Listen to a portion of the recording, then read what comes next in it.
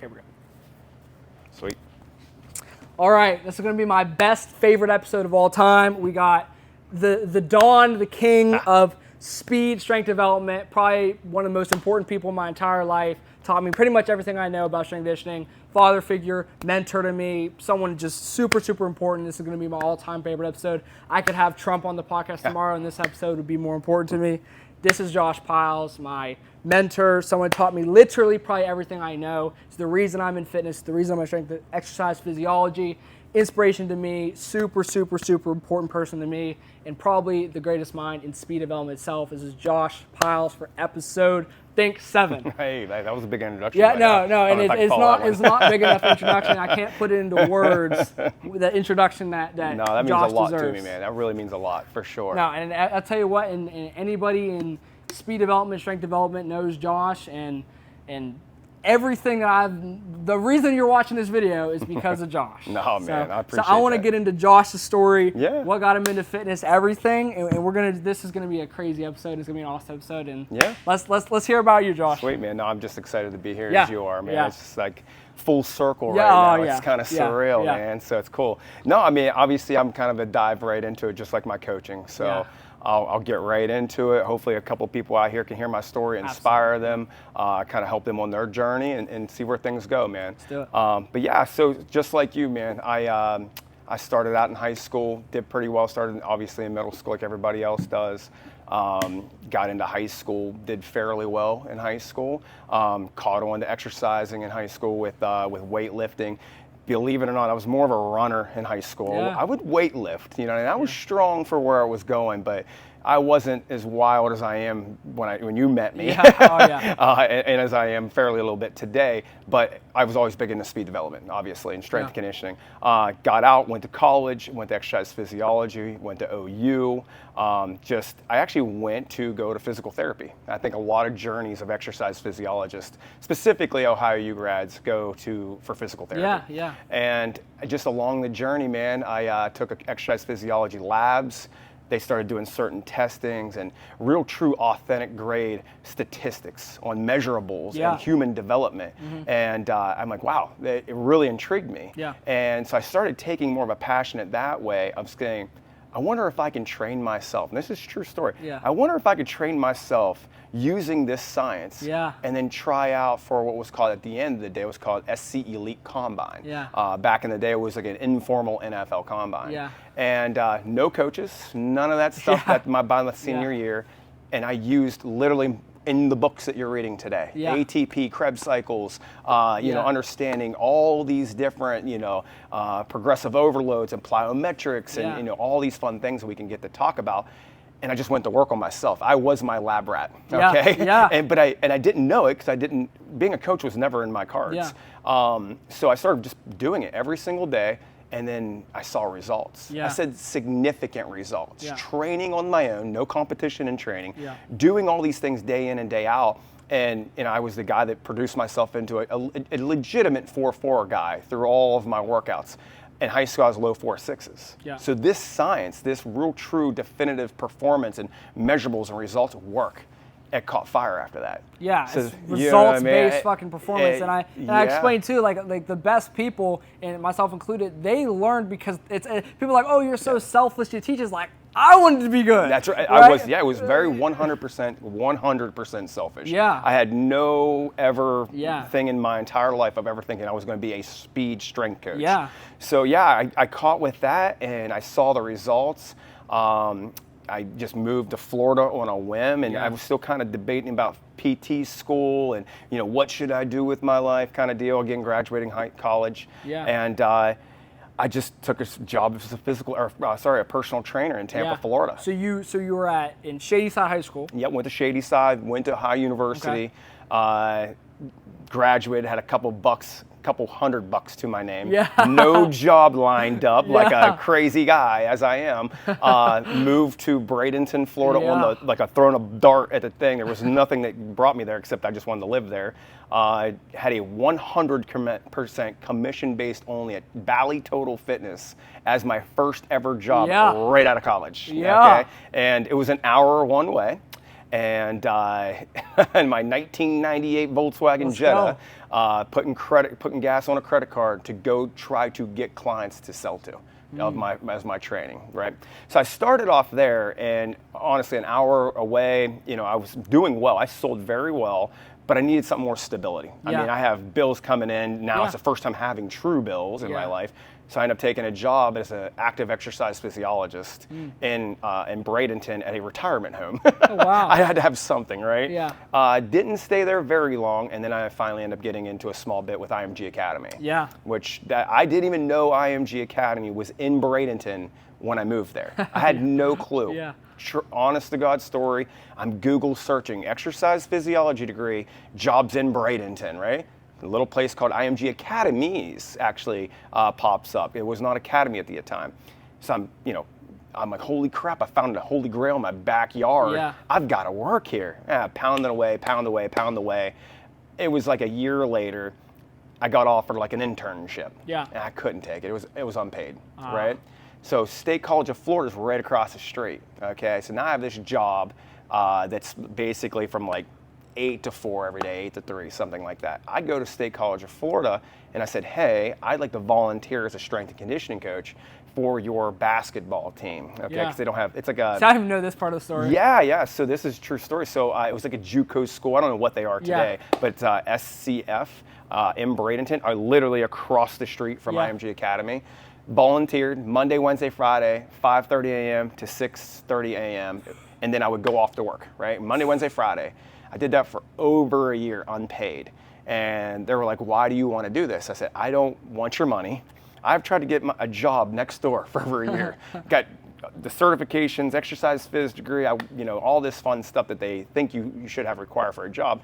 Still can't get behind the walls. And I said, at the end of the day, I just want a job over there. So if I do well for you, if you can give me a resume and maybe make a phone call. Providing value for somebody. Yeah, if I do well for you, make a phone call for me. And that's all I ask. Coach Bellamy was a coach at the time. Absolutely love him for today, for sure. Haven't seen him in years. Made a phone call, and then I'm getting a decent job at IMG Academy. What is so crazy is I was only there, 6 months maybe. Yeah. And this tick in my ear, right? And I came home and started Total Athlete. Yeah. You know what I mean? Triadelphia, West Virginia. I didn't start it. It was a failed company that I got a phone call about coming back and taking it over. Yeah. By no shape or form am I a businessman at this moment in my life, right? An exercise guy, and I'm very ambitious, but I'm passionate about specifically where we live, the Ohio Valley kids, right? So you could do very well here, but you need to know the tools of what it takes. Absolutely. Not just performance-based, but you got to know how to get kids into college. Yeah. So I came back with a chip on my shoulder of not just helping speed development, fitness, things like that, but I had a knack about wanting to get kids out of here into college. Yeah. Because I did well in high school, but I didn't get the offers that I thought I should have. Right? Maybe a little arrogance or whatever it is, but I didn't. So I came home again like a crazy guy, lived on my buddy Ian's couch, right? Yeah. I mean, literally came home living on his couch. Nice. Long story short, we won't go too much in this. I had to crop it too much.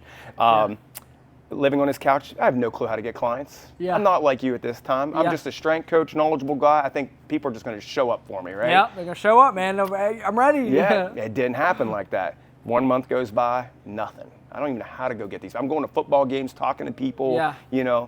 At the time, it was 2013. Exercise physiology was out, but where we live, the consumer education was very much down. Yes. Okay, it was they heard of personal training, but they didn't know what I did. Correct. Yeah. So 2 months goes by, 3 months goes by, my car gets repossessed. Okay, I got maybe one client now. I'm trying to figure this stuff out, and so I then start trying to really figure this out. Yeah. Like I'm like, okay, if I can use this one client, he can go get me another client. Yeah. I got away from my TV, I got away from my phone, and I spent every waking second of my life trying to get to football games, basketball games, to get in front of parents, to allow them to know the education that I can provide and the results that I know their kids are going to end up getting. Yeah. Again, fast forward a few more months. Inside there, I did get my car repo. Yeah. End up getting a small apartment, Let's right? And then again, like I said, that was a failed training center at one point. Just people didn't put the love in it at the time. And I brought it back, had one client, and it was probably November of 2013. And then my boy, CJ, came along in December. So he was like, I probably had about 10 people before I had C, 10, 12 people here through the grapevine from me. He got a hold of me for his pro day, and then obviously the history's been set. So just for reference, the CJ we're talking about is cornerback for the Dallas Cowboys, played in the Super Bowl, one of the many pro athletes Josh has trained and produced over the last 20 years of his life. That's right, yeah. So and he came, I mean, my gosh, he came out the woodworks literally, from Triadelphia, West Virginia. Crazy. And got with him, but then you fast forward 6 months later, I've got 115 clients. And I'm busting now. You know what I mean? I'm doing well where I can take a chill and I can take a vacation now. Yeah. You know what I mean? So that fast forward, I was still called Total Athlete, doing my thing. Some business on the back end just didn't quite work out with the owners of the facility. So I ended up breaching off and created the original. You know what I mean? And even for reference, like when we see Pyles Elite right here, I work with Josh, right? Because this is why I'm so big on coaching nowadays. When we talk about having somebody that's been there where you're trying to go, from fifth grade, right? I went from Sean T workouts in my basement, right? And then literally a year later in 5th grade, I met Josh and I worked with Josh from 5th grade. And Josh took me from literally a kid in 5th grade to playing to the freshman year of college. So that's like 11 years I trained with Josh every day for 11 years. Absolutely. Yep. Every day, all day. Every day, all day. Yep. 11 years 100%. I trained with Josh. And people ask, how do you know somebody? It's like you do something for 11 years every day and you learn from somebody, like it works, right? Yep. And it's like being with Josh knows so much. And it's like you have such a blessing. The person watching this is so blessed to listen to this because Josh, I was literally trained every day for 11 years with Josh. Absolutely. And Josh is the reason that I was able to go play football, play college football, do as well as I did, and teach me everything I know to go pursue exercise. Exactly. And it's 11 years. 11 years at Pyles Elite. I mean, but I'll tell you what, man, you right now, the biggest thing you can see inside that and what you're doing for people now is you were there every day, all day. But what people are not understanding inside that statement is, you had school. Yeah. You had practices, you had games, you had homework, you had ACTs, and I heard all excuses. Well, my kid can't come because of practice. My kid can't do this because they got whatever, right? And I heard it all. I heard it all. And my company was on an open door policy. Like, you technically didn't have to schedule with us. We always had an open door policy, right? It was a very unique business model. And you would go to practice, you would go to school, and you would be right back there, whether you were doing recovery time, ball handling drills, weightlifting, whatever that case is. So now, obviously, with the people that are going to be watching this, not only is it from a fitness standpoint, but I've said this since you were little, I said, it's going to pour over into your adult life. 1,000%. It's not going to be a day that you just switch the switch and like, oh, wow, man, I figured life out. Now I have ambition and passion. No. It starts at that long, very young age. Absolutely. And then you molded yourself. And that's why you're doing the things you're doing today. And that's what I mean. And I even tell you, too, farther than just athletics, I remember Josh pulling my ass in there when I'm acting like an idiot. My parents telling Josh, tell Riley, because Josh is the only person I'd listen to. That's right. And Josh coaching me up and telling me, just even in life, stop acting like an idiot. It's bigger than exercise. It's bigger than anything else. And, that's right. And I don't know what I probably don't know what I would be doing right now. I don't know who I'd be hanging around if it wasn't for Josh, more than just fitness, but in life, like shaping people. I remember that day. And I remember it too. And the amount of times that I've spent, with Josh and him telling me, because it's bigger than just, working out and fitness. It transfers in everything. It does. Absolutely. It is you. Like, you can tell a lot through you of how you treat your own self. You could talk, and completely. I've always said this from the day in, like, not specifically you, all people, when they walk behind my walls, I could tell whether your girlfriend broke up with you, if you had a bad grade, if you had a good grade, I could tell if you had a great day. I could tell all these different things in my first 2 sets. I could look at you and I'm like, okay, either A, I got to start talking and I got to start motivating, or B, I'm going to go to plan B because he ain't there today, but we're still going to get some work in. You know what I mean? So it always comes out, And then the biggest thing is those building blocks on those days that you weren't quite wanting to be there, or you had some extracurricular stuff going on behind the scenes. That's when the motivational talks came in. Because you didn't have to tell me you're going through something. My 20 years experience told me Riley ain't Riley today. And it's either a foot up the butt, or it's mold the workout and through motivation and then teach you something when you didn't know you were supposed to be taught something. Completely. You know completely. what I mean? And it's the day in and day out of me going in there. And also just being super curious about everything and walking in, why are we doing this? And the ability for me to ask 100 questions a day and get an answer every single time that's the right answer, and having the principles of sports performance and results-based performance behind every single set of every single workout for 11 years. Exactly. That's right. Exactly. And that's why you produce what you produce. That's exactly right. It's got a plan, a basis, a strategy, and it works. Exactly. Right? I mean, you're going to get a lot of your clients now, they have that first initial why. Well, the why is like, I want to, lose weight, or I want to just feel good. I don't care about being a bodybuilder, but I want to start feeling right, Completely. right? Well, the first why is right there, but their why has to be bigger than what they're about to embark on, or you're going to quit. Yep. You're going to quit. You almost have to go into these whys with a sort of a little bit of,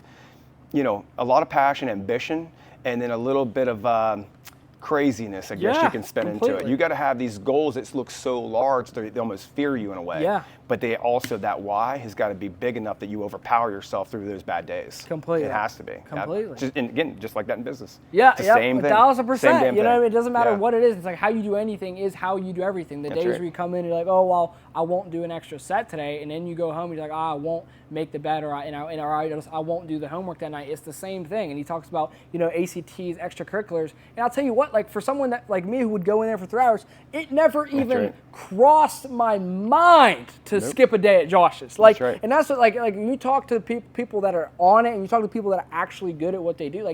It's not like, oh, I decided to come to it. It doesn't even cross their mind to stop. That's what I do. When you say that, it's like you have this thing. It literally was not even a question. No, I'm going Josh. No, Josh can get me where I want to go. That's right. If Josh is I get to play where I want to play. Exactly. And be like, you wake up, you put your shoes on, you brush your teeth. Yeah, completely. Right? You get your stuff on, you go to school, right? You go to practices, you go work out. No, completely. It's just part of your routine. No, completely. It was like Josh's is just, it wasn't even, it was just, that's just what I did. It's what you do. Completely. Exactly. And it was more, it was, like he said, it was not just working out, it was film, it was like everything. Ball drills. You came to my house watching film. I came to Josh's house. To simplify football for you. Completely. And people don't realize like the level of in-depth knowledge is like the amount of like just in the trenches work. Yep, you know what I mean? That me and you both put in just to trying to be the best. Exactly. Right? And it's now you just share like even a smidgen of your knowledge. You can sit and talk because you've done it. You've been it. You've been there. That's right. Exactly. That's right. Yeah, and that's exactly. And so then we formed Pyles Elite, which was a huge blessing from me. You know what I mean? Obviously, I don't, like how that all transpired of like, living on a couch, car repossessed, that's tough, man. Like, and then, you get molded in the fire, but, then finally getting on my feet. But then it was, you hear this 100 clients thing, right, that I always talk to people about, but they don't see like every single day. I got my apartment had a 19-inch monitor on a tote that I never turned on. Yeah. My couch was, my bed was on the floor, okay? My clothes were always in a hamper. I never fold. I just pick them up after they're clean, right? Yeah.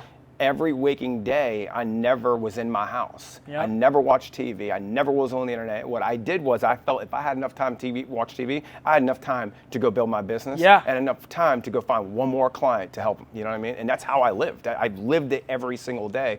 And then that type of work ethic, day in and day out of consistency, led to where my life went afterwards. Yeah, and the people that nowadays that like, and that's it's the same thing with sports. Like the people that are, oh, the coach doesn't like me. Those people fail. Like it's like they've never just been like, no, like it's the same. The same way you were with football, wanting to be better. The same. It is the same thing. Exactly. It's literally the people that watch the film or the people that have great jobs, that become the doctors and become the business people of the world. It's just like the people that get shit done and don't complain and don't make excuses about anything. That's right. Just get it done. No That's excuses exactly. about nothing. I mean, that's my wife knows this now. Like my famous line almost every single day is fucking figure it out. Yeah, figure it out. Figure it out. Do like it. you don't think you have enough time? Well, figure it out. Yeah. How much is it important to you? If it's not not that important to you, then stop talking to me about it and get it out of my face. If not, figure it out. Because I don't want to hear about it no more. Figure it out. Because it's true. It's just like throwing, swimming. That's right. Exactly. That's how that is. So we went from obviously Pyles Elite was my baby for quite some time. And fortunately, we were, I molded inadvertently into a transitional guy of going, okay, wow, I have a decent business. It's paying bills. It's paying a lifestyle for me. I have a few employees now. Am I going to retire on this? At this time, I'm like 29, 30, 31, something like that. And I'm like, okay, what's 20 years look like from now? I'm going to be 50. Do I want to be box jumping at 50 or training or whatever I do? And I'm like, I didn't know the answer, so I'm like, okay, crap, we need to learn how to grow. Yeah. So obviously I had a St. Clairsville location, then we ended up, COVID obviously shut down one of our biggest locations, was in Allentown, Pennsylvania. Yeah. It was monstrous, 5.5 hours away rather.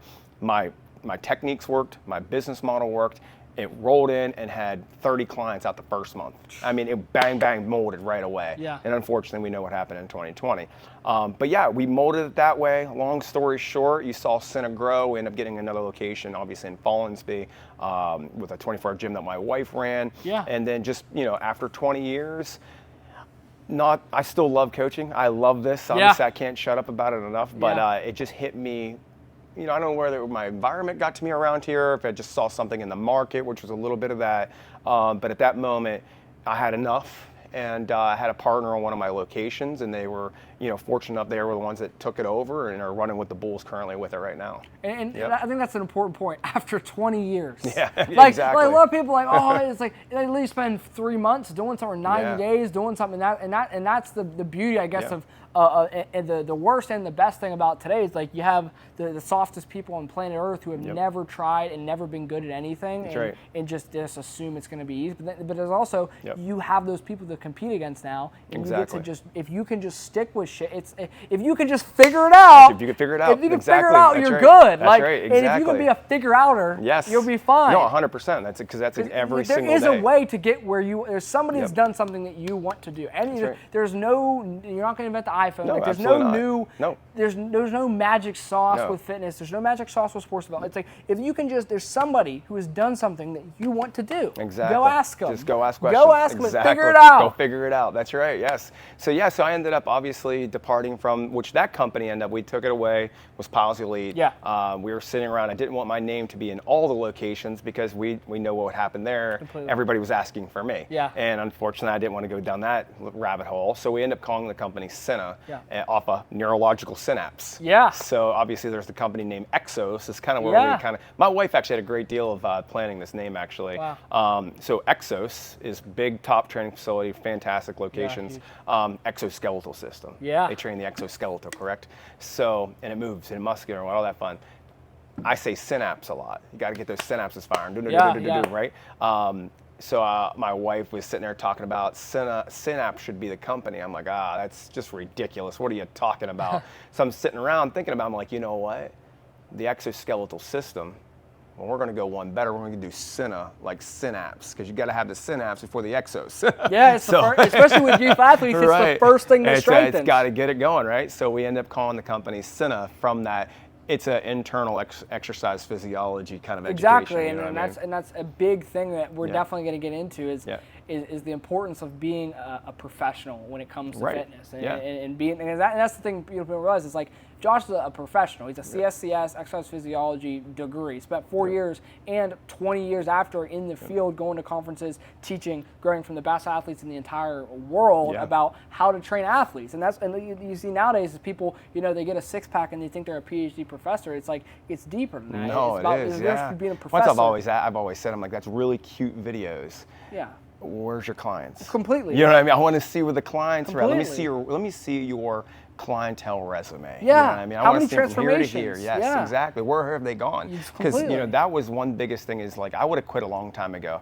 If I would have put all my effort into this stuff and it was still making money, but there wasn't production, the guy I am, I'd have got really frustrated. Completely. I would have got super frustrated. So there was a thing by the time you graduated, a few years before you graduated rather, that we kind of me, Coach Brent, back in the day, my guy, looked at all these kids going to college after their senior year and in their selected sports. And one of the amazing things I talk about all the time, but the statistic can be skewed because there's certain individuals, correct? Because it takes a different person to train. Yeah. Everybody can work out. Nobody can train. Yeah. So it was an 88.83% chance likely that they would go off to their selected sport on scholarship in college if they trained at least 1 year with us during that time frame. It was massive. We had hundreds and hundreds of literally Division I. everybody in the Valley that was a Division I college athlete went through worked us. at Pyles. They went through us. Genuinely, everybody. Yeah, there was not. specifically, even more so, like starting out, like, my gosh, you take the first couple of years. Now, I will say, like, timing is everything. Yeah. Just in everything. It's always timing. You know, not only did I bump into C right out the gates, which was amazing, but I also had Brendan Ferns out the gates. Yeah. Okay, got him as a freshman or sophomore in high school, Yeah. ended up being a 5-star recruit, Yeah. WVU guy, right? Yeah. So I had some inklings with that. And then, but what happened also is, and this is what people didn't realize with the training center that I knew because of the things I've seen, right? As a good guy of mine now, call him up already, Coach Pry, head coach Virginia Tech. He's Yeah, one of the yeah. conversations I talk about all the time. He came into my training facility looking for Brendan. Yeah. Brendan was training. He scouted 2 more kids in my facility. Didn't take him to go watch him play football.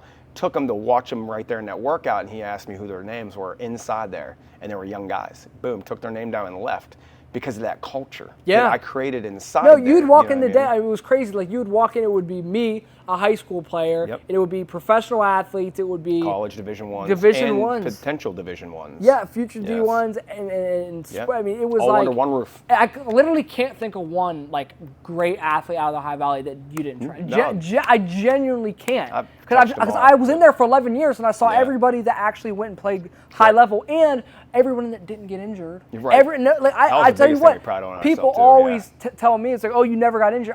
In 11, I'm telling you, I don't. People are like, oh, knock on wood. I don't need to knock on wood. I Right. know why I didn't get injured. right. It's not luck. It's That's because I right. trained for it. Exactly, and that's the biggest thing as a strength coach, as, Yeah. as a personal trainer.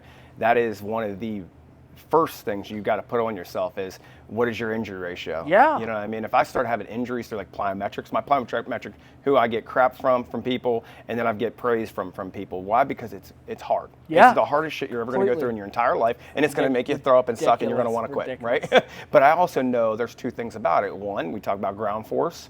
It provides that, right? It provides the recovery times allotted for your body to fully recover before the next session. However, more importantly, it is literally a tensile building program where your tensions, your ACLs, your PCLs, your Achilles, it's becoming stronger and thicker to have less injuries, Yeah. to put them up on a pedestal and see what they can do.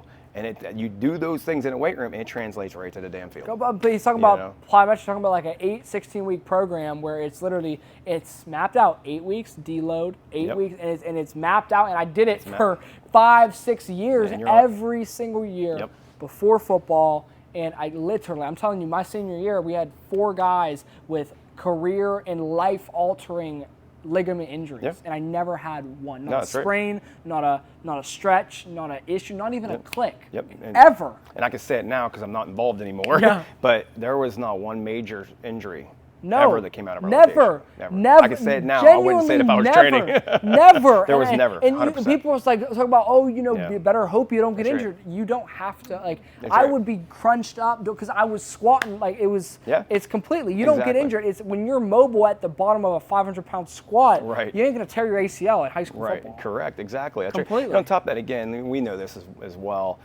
There's only so much a high school program can provide. Yeah. Again, it's in and out. You got 30, 50 kids. You have a program, whether it's the Bigger, Faster, Stronger program, which is a great program. You have all these different things, but the extracurricular stuff, you know, the one-legged movements, all these different things that they don't have time for, and that's why you go to a trainer. Yeah, and completely. you find these other things out that I'm not just doing the norm. You're going to get normal results. Yeah, you know what I yeah. mean? You're going to have to find the things that people are really doing out there to get the extra results that you're actually truly looking for in a program. Completely. Yeah, Completely. yeah. Yeah. So we went to Pyles and we transitioned out of Pyles to Senna. To Senna, yeah. So again, we went to Senna, found a couple great guys. Like I said, Senna was probably involved with that name 2019, I think we produced Yeah. it. So actually, believe it or not, I only ran as Pyles Elite for probably 4 years, believe it or not. Seemed like it was around forever. Yeah, oh my God. You know what I mean? It was still Pyles. Even though we transitioned it into Senna, Yeah. it was still Pyles. And the best was Wheeling when I was location. like, oh, we're going to Josh's. Like, but Yeah. then people were like, oh, we're going to Senna. Yeah. Who's Josh? And that That was the was cool. business side. Yeah. Yeah. So and again, that was me on my first steps, specifically in the later portions. 2022, 2023, even 2021, believe it or not, I never said nothing to nobody. 21, I was starting to pull back a little bit. Yeah. You know, 22, I was really pulling back. 23, I got out. Yeah. And people really didn't know that. I still came up chipper, ready to rock and roll, still me. I will always be me. But mentally, where I wanted to go with my personal life. My clients have personal goals. Well, your coach had personal life goals as Yeah, well. I want to completely. go and do some other things with my life, Completely, right? yeah. I was approaching 40 years old. I'm just like, it's time. Yeah, It's time. It's completely. time. On top of that, just like you hit goals and you hit pinnacle points in your life.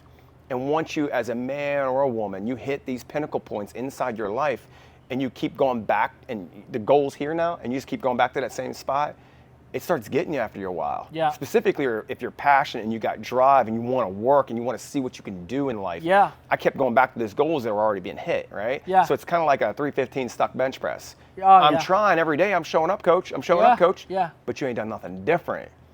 So that I needed something in my life at that moment that was different. And I kind of eat my words a little bit, because obviously you can see what I got myself into a little bit. I literally told my wife, honey, I love the kids, I love the athletes, I love the profession. I'm not, and this is the arrogance, and that's why I quit. Right? I didn't quit. It was strategic movement. I hate the word quit. I would Yeah. never quit. Yeah. But I moved on. Yeah. It wasn't challenging me anymore. I came back from Florida to do a very specific goal, and I was to create a great environment for kids to get and do what they need to do and move on to college or NFL or wherever they're going to go. And I did it. Yeah. I did it from a piece of paper to pen Completely. and pad to made it happen. And I was going back the same day. And it got to me. I'm like, babe, now I'm getting too cocky. And in exercise physiology, if you're too cocky, you need to get out. It's a science. It evolves every single day. And if you think you know too much, get out. Completely. Just get out. Completely. You know what I and mean? the second you think you know everything. Yeah. And now I'm not the valuable tool that I should be for my clients. Yeah, You don't, completely. if you think you know everything, you know nothing. Oh, exactly. I mean? It's like the curve. It's like, That's I right. know everything. Oh, I'm an idiot. Exactly. That's right. Tomorrow it can change where we're going to repatternize hypertrophy or whatever the case may be. You know Oh, what I mean? completely. And then when I was going into high school, I think I know everything. And That's then you're right. like, Yep. holy yeah. shit. So I mean, if you find yourself out there, and you know your listeners, your watchers, if they find themselves that has a trainer and it just seems like boom, they always have the answer. There's two sides to that. Yeah, strict, very well developed answers that come snappy back to you should be follow what you said at the very beginning of this conversation, which I always provided you, is the why. The why. If that trainer or coach or whatever snaps back and tells you exactly what you're supposed to do, hey coach, how do you do this? Boom, they give you the answer. The next thing was, well, why would I do this? Yeah. Well, this is why you should do this. Completely, and that is the mark of a good coach. If Yep. your coach can tell you on an Instagram reel, oh, this is whatever. That's right. Why? Because Right. they'll provide a conclusion with no data. That's They'll right. cut a conclusion with no hypothesis under no basis. That's right. You don't eat this. Why? Exactly. Explain to me, and they'll That's right. they'll try to. They don't even understand what I read it on the internet or Exactly. ChatGPT told me to do it. Completely. And we have a bunch of ChatGPT Yeah. coaches nowadays. That's right. And we have nobody that's and it baffles my mind when I does. speak to some people who genuinely, if you would tell them to create a periodized strength program, it's like I'm trying to go get a PhD because I'm like That's right. I want to I need to be better. I just need to be the Exactly. best. That's And right. people and maybe I envy their delusion. Right. But to an extent, it's like They're cash grabbing. completely. They're cash grabbing. Yeah. Completely. And that's Yeah. what it is. If you find somebody that's telling you to do, they're trying to put a negative hook on you. Correct.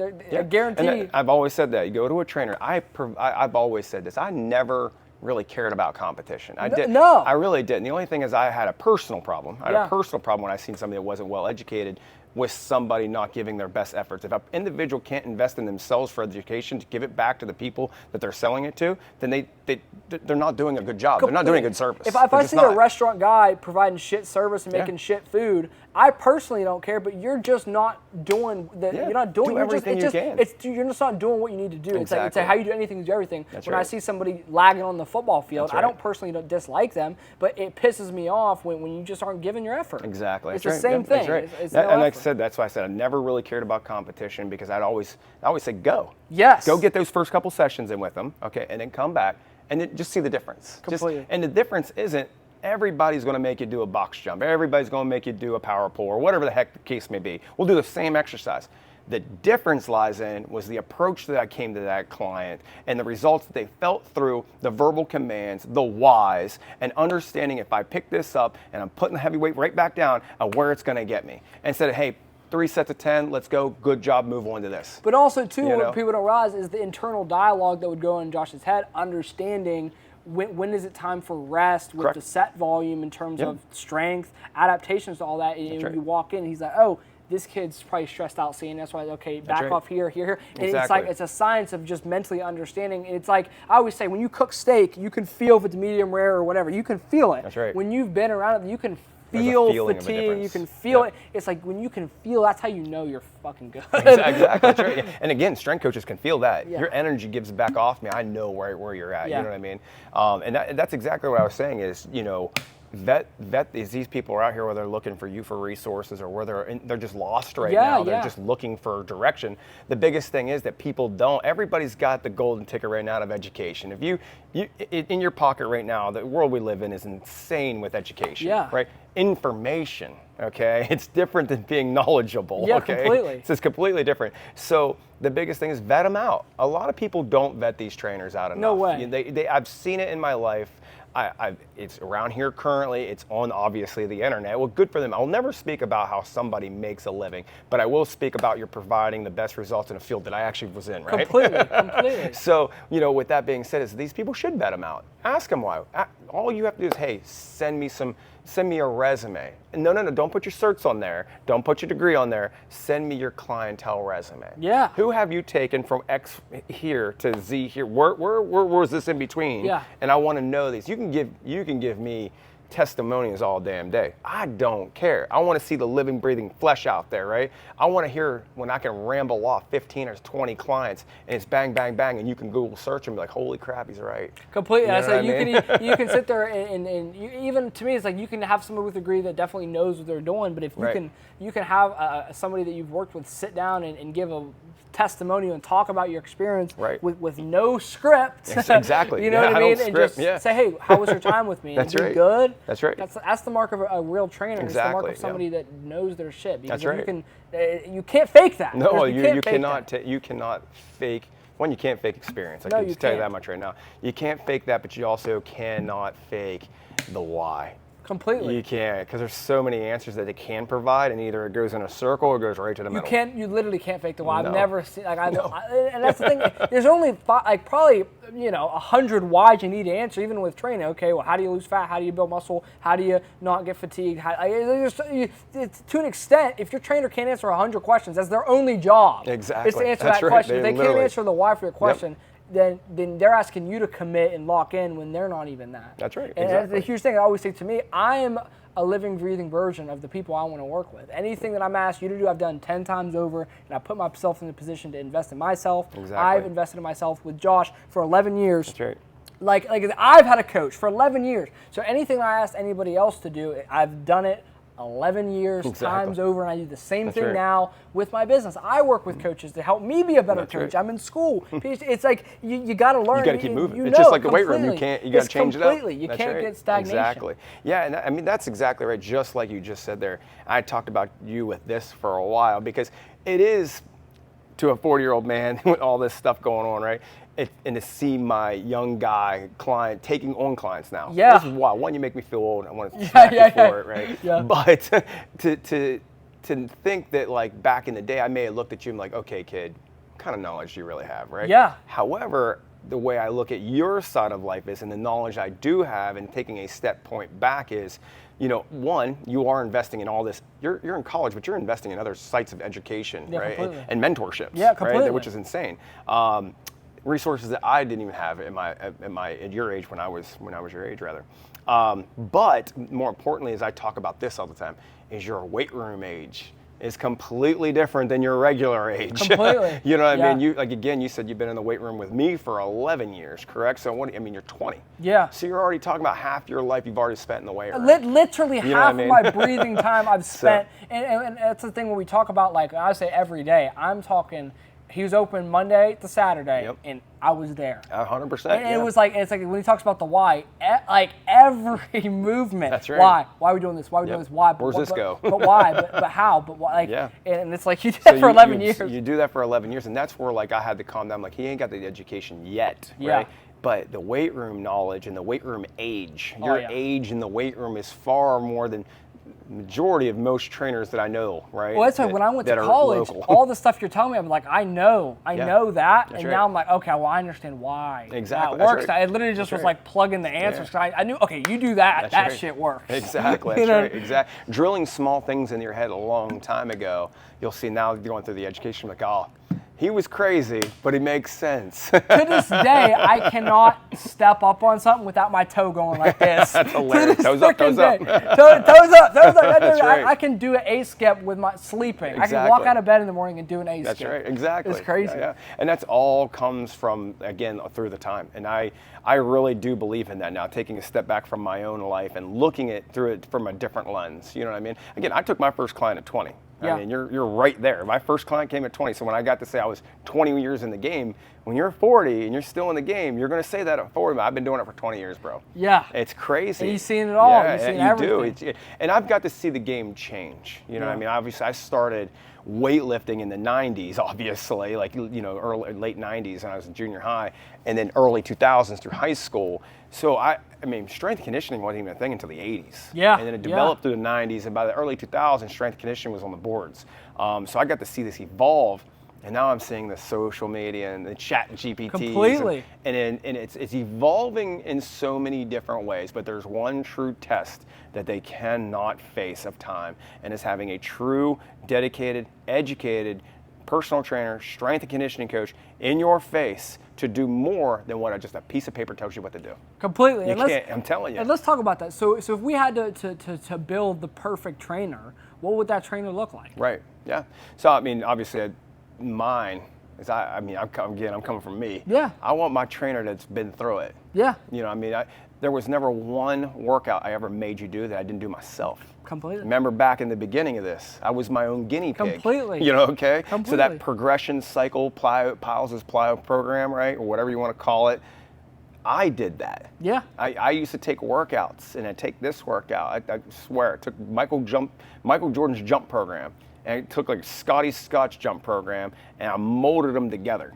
And I created my own workout, and then through the years of education, learning about one-legged movements and downward force and speed cycles and all this fun stuff, I created the plyo program, my plyo program. I did it for years, and then you did it. So first and foremost, in a strength and conditioning coach, personal trainer, they better been tried and true. Yeah. They better went through the same damn. Don't be asking you to do something that you haven't done yourself. You know what I mean? So I want to know at the beginning of the day, has your strength coach, does he have scars? Has he been through the game? Right? Yeah. 2, are they personal? Yeah. I don't want a guy that just sits there, and I've had them, that tells you what to do. You've got this here, that there, 3 sets of 12, good job, let's go. Yeah, I And think then they personal just stand there and training, watch you. that's communicating, Like, it ain't dude, training. don't be doing this. Like, just go. Like, just go. You can go work at the library somewhere else. Like, Yeah. just get the hell out, right? So, one, I need that guy that has this. Yeah. Communication skills, a passion for it, a drive, first to show up, last to leave, that's been tried and true, and at the end of the day, come with a proven result record. Completely. That's what I'm wanting out of that coach. You know what I mean? And I guess I would say, too, like, if we had to say some certifications, that would be, like, if somebody's got these letters next to their name, like, 100% it's important. 100% to have for sure. exercise physiology, CSCS, Yeah. CPT, ACSM, EP, whatever it Right. is. But also, too, having the combination of practicality Right. and the classroom Exactly. and the experience is what creates somebody that knows. It molds the exactly. whole character of the coach. It brings Yeah. the whole shit together. Exactly, that's right? right. Yeah, and that's what I always, obviously, I graped on certifications for so long. Yeah. And I still do a little bit. Obviously, being a strength coach, you're looking to look at the CSCCA or the NSCA, the CSCS. Obviously, there's all these little guys that's popped up through the year of people trying to make money now. And there's some good ones out there. So for people obviously listening, CSCS PT, that's one, right? And that's going to be personal trainer. CSCS, strength and conditioning coaches, obviously we know the path that they're going to take. Yeah. ACSM's not bad. Yeah. You know what I mean? It's not bad. I will put that up on the higher of the education level for sure. PT's pretty good. Exercise phys, they have one.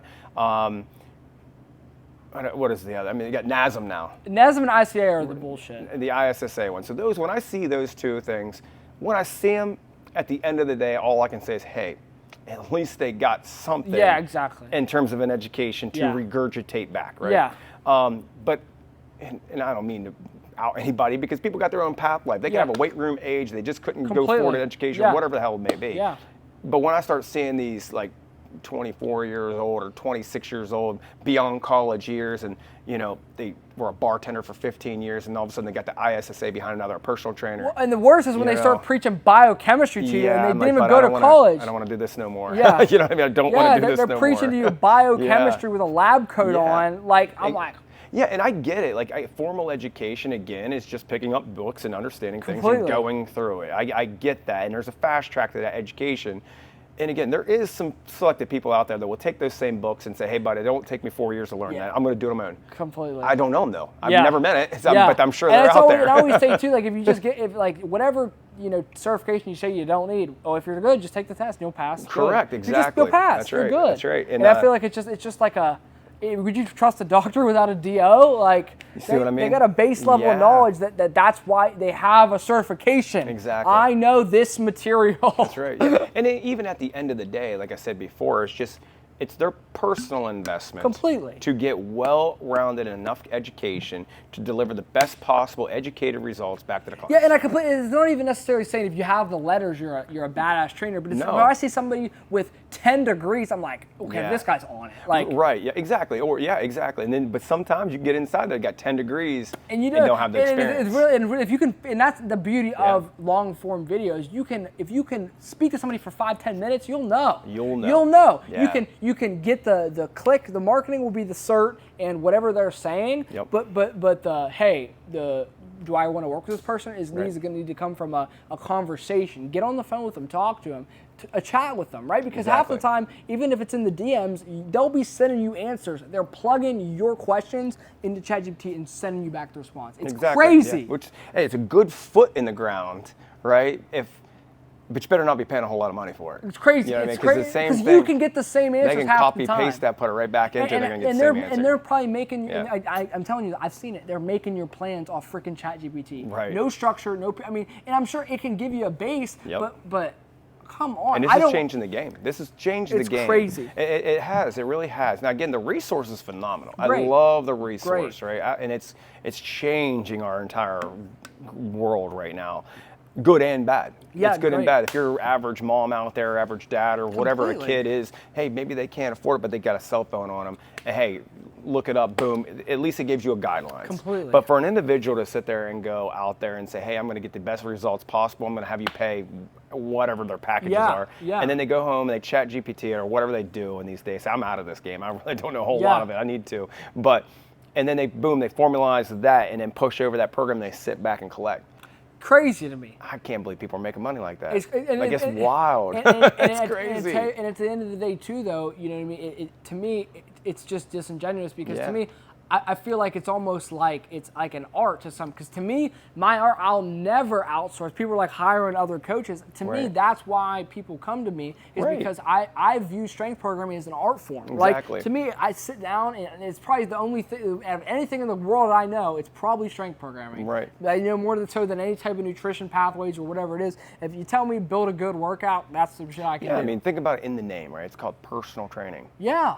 It's personal. Yeah. They're losing that personal side. Yeah. Tell me what your day's like, your schedule, and we'll build a workout program that'll get your ass in shape, looking good in your life. And I've seen this across the boards, and I know training programs, training facilities out there even doing this, where they got these programs where they just punch your name in, and they literally go in there and click ABC workout based upon your desired result, and it prints out all these pre-written programmings, right? Which is nice. It's an expedited programming process. I get that. Yeah. But again, at the end of the day, ask your trainer about your program. He's going to need that packet back off you so he can flip and see what's going on in week 6. Completely. And it's not his workout. I think that's what really... He didn't look at you. And to me, I think that's like the mark of when we look at the new world of online training is that's what separates from fucking really good. That's right, exactly. Is the ability to just be personal. Yeah, your program's here. This is why we're doing it. We're going to do it this way. We're going to do this. And just this program was handcrafted and built and sculpted for you. And that's why... You know what I mean? Working with a coach is good if they're good. If they're good, exactly. And I have seen this, right? Like 100% I've seen this. So you take that programming, right? And there's a lot of parts to this that, you may be aware or may not be aware, specifically in the training sector of facilities, right? What I've noticed and what started like getting under my skin a lot. Yeah. When I started in 13 here, compared to 23 when I left, And by the way, I started that company October 17, 2013. Yeah. I left October 17, 2023. It was 10 years to the date. It was 10 to the date. It was wild, wildest thing in the world. But anyway, when I started in the 13, all the way into 21, there was a sense of like, you saw it in my weight room. There was no horseplay. No. There was no, you're here to be my buddy. No. I was your friend. I'd motivate you. Yeah, great. But it was bang, bang, bang, let's go, right? But I've started to watch these facilities mold into personal training therapy sessions. Yeah, babysitting clinics. And I get the personals there, 100%. Great, yeah. But I start watching these people, and I have my heart in this. Yeah. I have my heart in this. It's hard to watch It's it when tough. you're just a student of the I freaking game. generally love it, and I want to see people doing well. When I would sit there and watch this same person go into X facilities, and 6 months later, these people have 100 pounds to go, and I ain't seen them lose a pound. But they go 3 days a week. Yeah. And I get it. There's mental health, and I'm not even gonna go in that shit. I'm not going into that shit. Oh yeah. I'm not going into that shit. You're just shit taken down. No, I'm not going into that, right? I get they might be going there for their mental health, right? Yeah. But then at the same time, all you are is a bank to that people. If they ain't giving you true results, you want mental health? Lose fucking 100 pounds. No, yeah, completely. That's how you're gonna Do get way mental more. health. You want mental I'll health? tell you what, as someone who's put weight on after they stopped playing football and lost it, there's nothing, there's no affirmation I'm gonna say in the morning that's gonna be different than looking right. at a six pack. That's right, exactly. Than looking great. That's and what I'm feeling saying. great. Yeah, you want to get right, lose the weight. Completely. But when it's happening, they fall into this mode. It's more of a social training session. Yeah. I'll see you back on Wednesday. Yeah. And here's your $200 a month. Yeah, and completely. It's a hamster wheel. And again, my pride, my whatever I have inside me just was not okay with it. Yep. I was physically done with it. I was physically watching this shit go on. And I'm like, maybe I'll come back maybe one day. I don't know yet. I have no clue what's going to happen with my life. I have no clue. I know I have a strong passion behind it. Maybe I do it here. Maybe I try to figure this online stuff out and do it in my own fashion. But that was a large part of it. And that's also why you're seeing a lot of your clients like bouncing off programs. Or here's one, they're not trusting you right away. Completely. They're not trusting you because how many guys have reached out, promised, getting all these flashy cards in the mail. I'm going to do this, I'm going to do that. And then they don't have results. And that's why I'm big on sitting down Yeah. here. You want to ask me a question. I'll make a 20-minute video. Right, correct. You know what I mean? And I'll say, hey, and I'll be the first person to say, I'm not an expert. Right. I'm not. No, I'm not. 20 years in, I wasn't. Yeah, that's the thing. You know what I mean? I'm trying to be as close to expert as possible, but if you're an expert, you don't say you're an expert. No, absolutely not. You know what I mean? Absolutely You know not. what I mean? No, 100%. But I've seen that. Like Yeah, I've completely. watched people literally just donating money. Yeah. And again, awesome for business. I'm in business. I get it. Got to pay the bills, man. Got to pay the bills. But at the same time, the moral code that I have for myself sometimes, it got to me in the business side too. Like I'll be honest with you, that's also why I took a step back a little bit as well. Was, you start growing into 3 or 4 locations, you start getting clients, you start having bills to come in, you have a family to feed. Yeah. Then you got to juggle between getting clients to pay bills and getting clients for results, and it started to butt heads with me. Yeah. And I had a huge result. I had a big problem with myself. Yeah. I had a huge problem with myself for a long time, and that's when I started bowing out a little bit.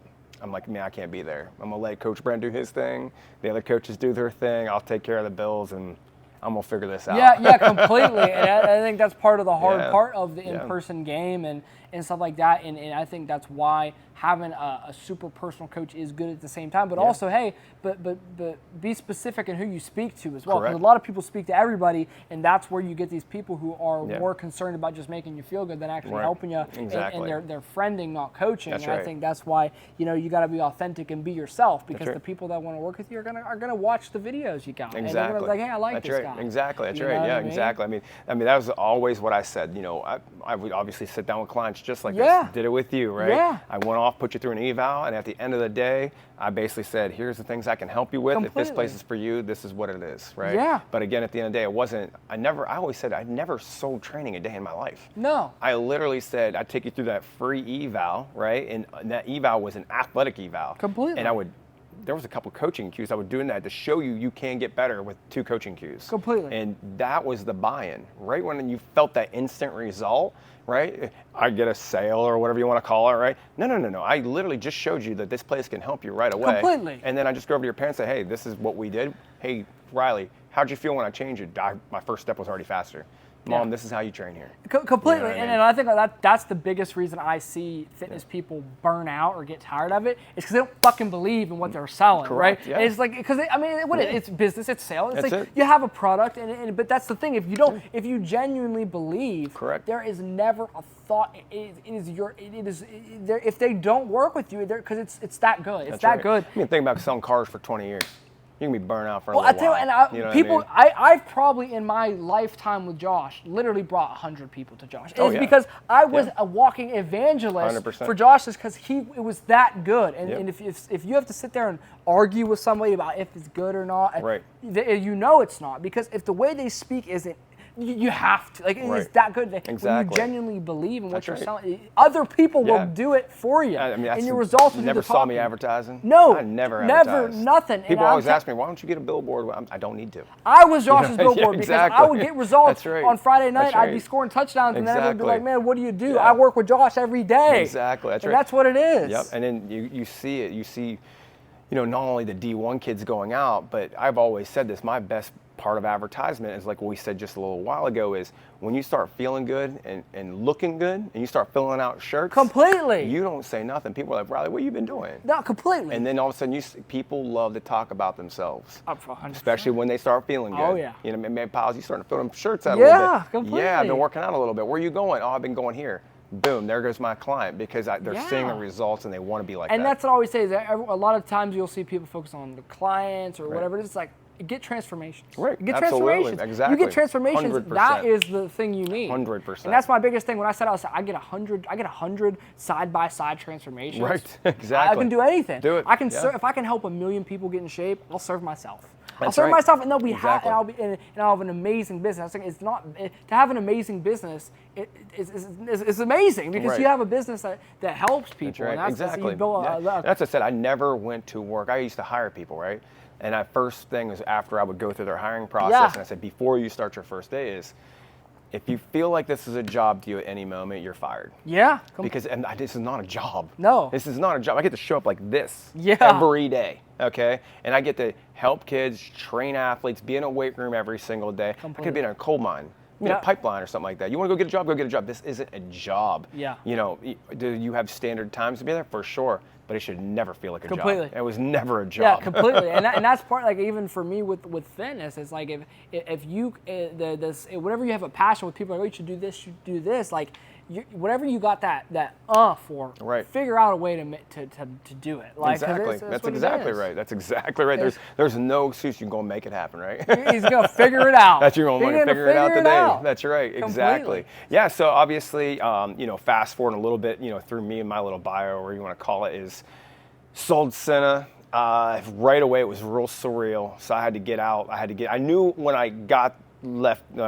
out, I had to take a couple of weeks and get out of here. So, Yeah. I rewarded myself, but also I couldn't be around the following week watching my phone go off and people not truly knowing I got out. Yeah. So that was tough. And I had a lot of close people with me at that time, and they knew, like, I would let them know, but they didn't know. So, like, I would let them know, like, hey, but you're under good hands. So I didn't want that company that took over, I didn't want them losing those clients, because they offered the same results. They Yeah. offered a lot of those things. I don't believe in a lot of things of how they do it, but, for the baseline of those people, at least they're educated, and they're going to at least try to put at least one foot forward for you. Yeah, You know what I mean? completely. So, with that being said, I departed, took my 2-week hiatus, kind of messed around a little bit in stocks. I was helping another buddy out with a company, Yeah. mentoring another buddy in business. I've been helping out here. This is Hightower Brewing Yeah. Company. And I've been helping out here behind the scenes. I was helping my buddy out for like 2-3 years. And just doing distribution for him. He'd need help here and there. And I'd be like, bud, I'll take beer to Cleveland for you. You don't need to pay me. I know how hard it is to have true good help. Yeah. And I knew he needed it, so I wanted to provide that, and I wanted to learn something new, right? And but fast forward, I sell my company, and I'm thinking about investing into this and taking it to Florida and calling it High Tide Brewing Company. Long story short, he reverses it and pitches back, well, why don't you just buy my whole business out? Yeah. And I'm like, shit, man, I don't know how to brew beer like you. Yeah. Are you crazy? Like, you got to be crazy. I'm like, listen, I can sell it all day long, right? So here we go from fitness to alcohol, Yeah. right? That's kind of crazy. But, I knew I can sell it. I knew it. Again, just like fitness, I believe in this beer. Yeah. Right? Even though it's beer, right? I get all Yeah. that crap. But at the same time, like I've never been around a product like this, right? So like I believed in it. He pitches this to me. Long story short, I caught up with my buddy in Florida, and like he's been my best friend since we were in middle school, and he's my brother. And I said, buddy, I got an opportunity that's going to require you to move from Florida, but we can buy the house, about 50 acres. And I said, we can work together every day. You come up, be my brewmaster, and I'll run the company. And he was just here working, what is it, like 7 p.m.? And yeah, we got here like 6:30 this morning, yeah. man, you know? And so I got to work now. My life is kind of headed down that path of where him and I have been painting this picture for over like 15 years. Working together, he's got a daughter that's 9, my son is 9, they're 3 months apart. We have acres to run around with our kids on. Our kids are growing up together. I see my best friend every single day. Sometimes we're getting on each other's nerves more than I've ever seen in my whole life. Yeah. Like straight up, and it's more me getting on his. But no, he gets to perfect this outcome of this product. And I now found myself in a position, like I said at the very beginning, that drive, that ticker I kept telling you, I was hitting goals, and now I'm just living in the goal area, right? Nothing's going up or down or sideways. And I told my wife I need something that gets me up every day and makes me go, what the hell did I do? Yeah. And it makes me get up going, oh my God, I got to figure this out. Yeah. I got to figure it out now, right? Every day it's like this. I stepped into a realm I have no education on. I know how to drink beer. Absolutely I know how to drink beer, right? Yeah. But at the end of the day, I didn't know the game, Yeah. right? I didn't know the game. So now I stepped in. The reason why I got into this is one, you know, I get to work with my buddy. My kids get to be raised together. We have land together now. But more importantly, I get to wake up every single day, and I've got a ticking bomb going off if I don't figure things out, and it's on me. And I love it. I'm like, you know, even though my buddy's here and he does a super job, we are a team, but I put a lot on me. Like, it's on me. This deal was on me. I'm not going to let this fail. I drug him up from Florida. Yeah. It's on me. Now I got that back to where Pyles Elite was in 2019. Yeah. I'm a little bit better now. I ain't, get my car repoed right now. But what I'm saying is, like, now I got that ticker going on again. Yeah. And it's like, now what can I do? You know, we got our feet in the ground now. We're trying to finally start what we're supposed to do. How far can I take this? You know, and the bigger thing is, can I retire my friend from this? Yeah. You know, like all these things are now, it's like a giant goal for me, you know? And then now I got that flame back. Yeah. You know, I got that old flame back that says, man, get up and go. Get up and go. You ain't got time no more. You ain't got time to just hang out no more. Get up and go. You know what I mean? That seems like I guess I would say too, like for someone who wants to grind and be better, like I kind of went through the same thing you're saying when you're in like the state of limbo. Yeah. Of like, I don't even know, because when you're not committed, right, it's just like, well, okay, what's the goal? Right. If you're not NFL, for me, if I'm not NFL with football, what am I doing? Exactly, that's right. Yeah. Well, think about like when people will lose weight, right, and they hit that goal weight. Yeah. Well, now they think they're good. No, you now it's time to build some now muscle, new goal. Yeah, so now they think they're good. Now we're good. Well, now you may be good for a little while, and you may go on vacation. Yeah. You know, you may even a month later feel great. Feel great. Yeah. And then let's just say you look good all the time, but then guess what? That ticker's gone now. Yeah. Like you get that thing in the back of your head that wants to work, right? Yeah. And I don't know what the world God gave me in my head, but the job's never done. Completely. Like I gotta figure it out again. You know what I mean? My biggest thing is we come from athletic backgrounds. Yeah. And with me, having that athletic background and having a taste of success, winning state championships, did, right? Yeah. I did not, but having that taste of success and people yelling your name and it got in my bones early. Yeah. It got in my bones genuinely. early. It really did, and it makes me feel like, you know, I've got to live up to my own expectations. You know what I mean? It ain't about looking and turning around and seeing who was watching me the whole time, wishing I would fail or wishing for my success. Yeah. No. I want to look in my mirror at the end of the night and go, hey, man, you did it. And that's the thing, and that's why I always like football. It's literally, if you can play football and be good at sports, you can do anything. Because at the end of the day, it's like with film, it's like, if we lose, it's my fault because I could have watched the film and know where they're going to be. Exactly. It's completely. That's right. Well, the thing is, look at that with life and through your people here, right? So, like, you're fast cutting like I did with football for you. Yeah. You know, when I brought you up, I think it was your junior, senior year or something like that. And I said, Riley, in general, football is a very easy sport. In general, the main purpose of the field, right, the rectangle, in general, you can categorize it, right? Like I taught you about, like, the football's on a hash and the green's over here and it's 3rd and 1. Where's the ball going, right? Yeah. Like there's certain things that you can now calculate if you're back sitting free safety and you're looking at from an educated standpoint and not just an athlete. An athlete can make plays that are athletic, Completely. but an educated professional will know where to be. It's the same thing with You know life. what I mean? So you think about through these clienteles and weight loss and training, it's the same thing. I taught you how to categorize the field and where you're at and what down it is, where you're at on the field, what the score is, and what possible plays that they have in the package from that film to be able to know where you're at on the field. That's your personal training sessions. Yeah. You took where they're at, right? And you're constantly molding and protecting them and doing all these different things, and you put them, they're not guessing where they need to be. You're putting them right where they need to be to get what they need done. Completely. And that's a professional. And then you look at why is the film. Exactly. It's full right circle. there. It's right there. Full circle. I mean, how many times did you pause with me? I go, where's the ball going? It blew my mind. I'm telling you, like the different, I guess, fields of competency it transfers because competency transfers across preparation. Right, exactly. I'd be like, it's 2nd and 7 inside the 30. Yeah. It's short side of the field. Where are they going? Yeah.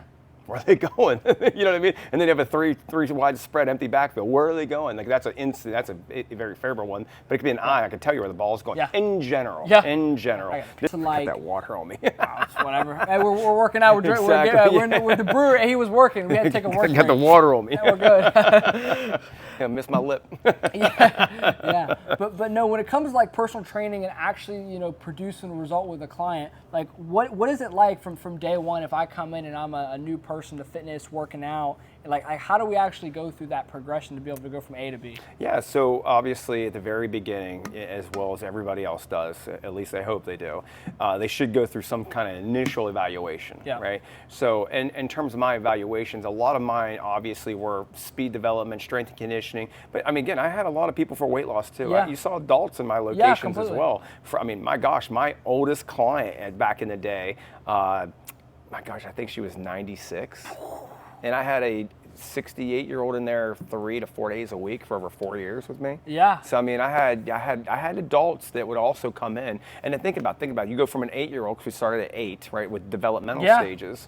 Then I had pros. I had high school kids, college, and then I would go off and I would do general pop. Yeah. So these programmers were like, the program was completely. And what's the difference? Because a lot of times people are like, oh, you're going to train like an athlete. And right. to me, I'm like, my big thing with general population fitness is, look, we want to look good, and ultimately, if we look good, as people are like, oh, it's not about looking good. If you have a six-pack and look good, you're metabolically healthy, and you're going to feel amazing. So right, yeah, exactly, because a lot of that is like that. I mean, there's 2 stage points, obviously, between people pushing the six-pack or whatever that case may be, but the six-pack in my brain is more so like look good, feel good, play good. Completely. Okay, but on top of that, it's the confidence level, 1,000%, and it's also the dedication that you had to have to even get that result. Completely. You know what I mean? So also, like we just talked about a little while ago, is like you keep hitting that goal point. Yeah. Right? It's like, man, you're 37 years old or whatever the case may be.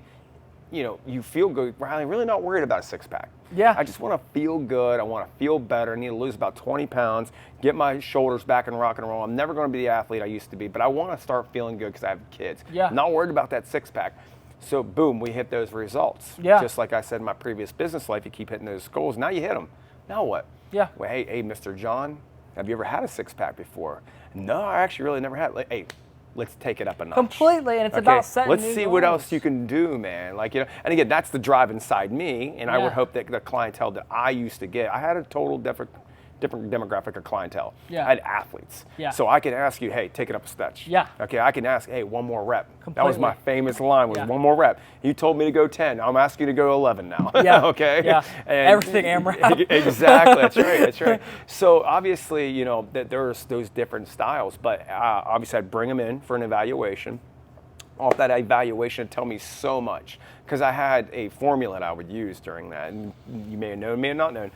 There was the skips. I used to take you through a dynamic warm-up, right? Yes. It was a warm-up, but it was a warm-up. Yeah. That was my visual acuity, kind of looking at you and seeing whether you're a heel striker, if you're up on your toes, do you point your toes up? But more importantly, how well does your hips move? Yeah. Do you know, the coachability was inside there. Okay, the coachability was, you may be 12 years old, but I showed you how to do something, then I told you how to do something, and then you do something completely different. Yeah. That tells me now with that certain client, it's going to take a little bit more better coaching, that I'm going to have to explain it a little bit differently to them and spend a little bit more time with them to get it right. Yeah. So that tells me their coachability. Then the other side, again, like I said, do they know how to use their body? can they pick up and just go and they can start bouncing and looking like an athlete, or are they stiff and they've never moved like this, which was 85% of my clientele. They just never had it. So that general dynamics look like a warm-up. It wasn't a warm-up at all. Yeah. I had about 3 results I got from you from right there on that standpoint. Then I would do a squat test, obviously. I always wanted to see if I could see a hinge or tilt or something like that. And then I would look at shoulder. So what I'm doing is I'm categorizing so many things. I'm looking at your athletic wellness. I'm looking how athletic you may or may not be. I'm looking at your coachability, but I'm also looking inside there for abilities to get better, but also risk management areas where I may ask you to do a broad jump, which you did, and I see knee collapses. Okay, you're maybe possibly susceptible to ACL tears. So inside, by the time I'm done within 30 minutes, I know where you have a potential injury spots at, whether it's an ACL, could be a shoulder, right? It could be something. Bad posture. 99% of the kids that came in high school, they always have poor posture. Yeah. So I look sometimes like a god sometimes in the first 2 weeks because all I did was fix your posture and you got faster. Yeah. Well, when I fixed your posture, your abs got better. Now you can create more downward force. Boom, holy crap, I'm a genius, right? Yeah. So, but no, so I would fix posture alignments. If I fixed your daily habits, and that's what I'm talking about. If I fixed your daily habits, posture alignments, how you hold yourself when you generally walk, how far do you, when you walk, when you walk in, I can tell you how you sprint. I've been doing it too long. I can tell my long striders and my short striders. Hey, people don't realize this topic of speed development, there's not a lot of people in the world that you could sit down and they can tell you that shit. Yeah, you walk in, I'll tell you exactly where your first step's going to be by the time you walk in. Yeah. And also it could tell you by the stride length that you have, your confidence that you walk with. And that tells me also how kind of a sprinter you are. Like there's all these things that relate to each other. It's insane. So after I formulated this, obviously I would talk to the parents, explain all that fun stuff, but then I would go to programming it. So I actually had a program that I used to do. The first 3 workouts, no matter who you were, I don't care if you're 95, if you're 19 or 9, you were going to go through the same first 3 exercise routines. And that was my introductory phase. First, it was educational phase. First day, you went through a basic upper body lifting session with me. We used the TRX. Can they handle their own body weight? Okay, let's put a dumbbell in their hand and ask them to scap retract. I was big on the scaps back, right? Oh, man.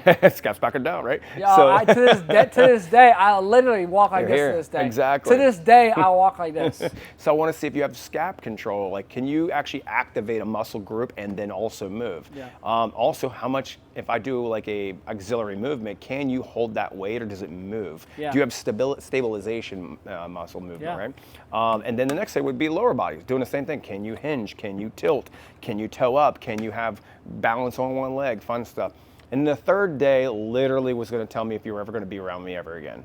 Yeah. The third day I would put you through a very, very, very, very minor plyometric conditioning day. But it was so light, right? Yeah. And I never even timed people's breaks. I would say, hey, I'm going to give you a minute. I'd walk away and watch it. And sometimes I'd give them 5 minutes just because it's their first day and never been it.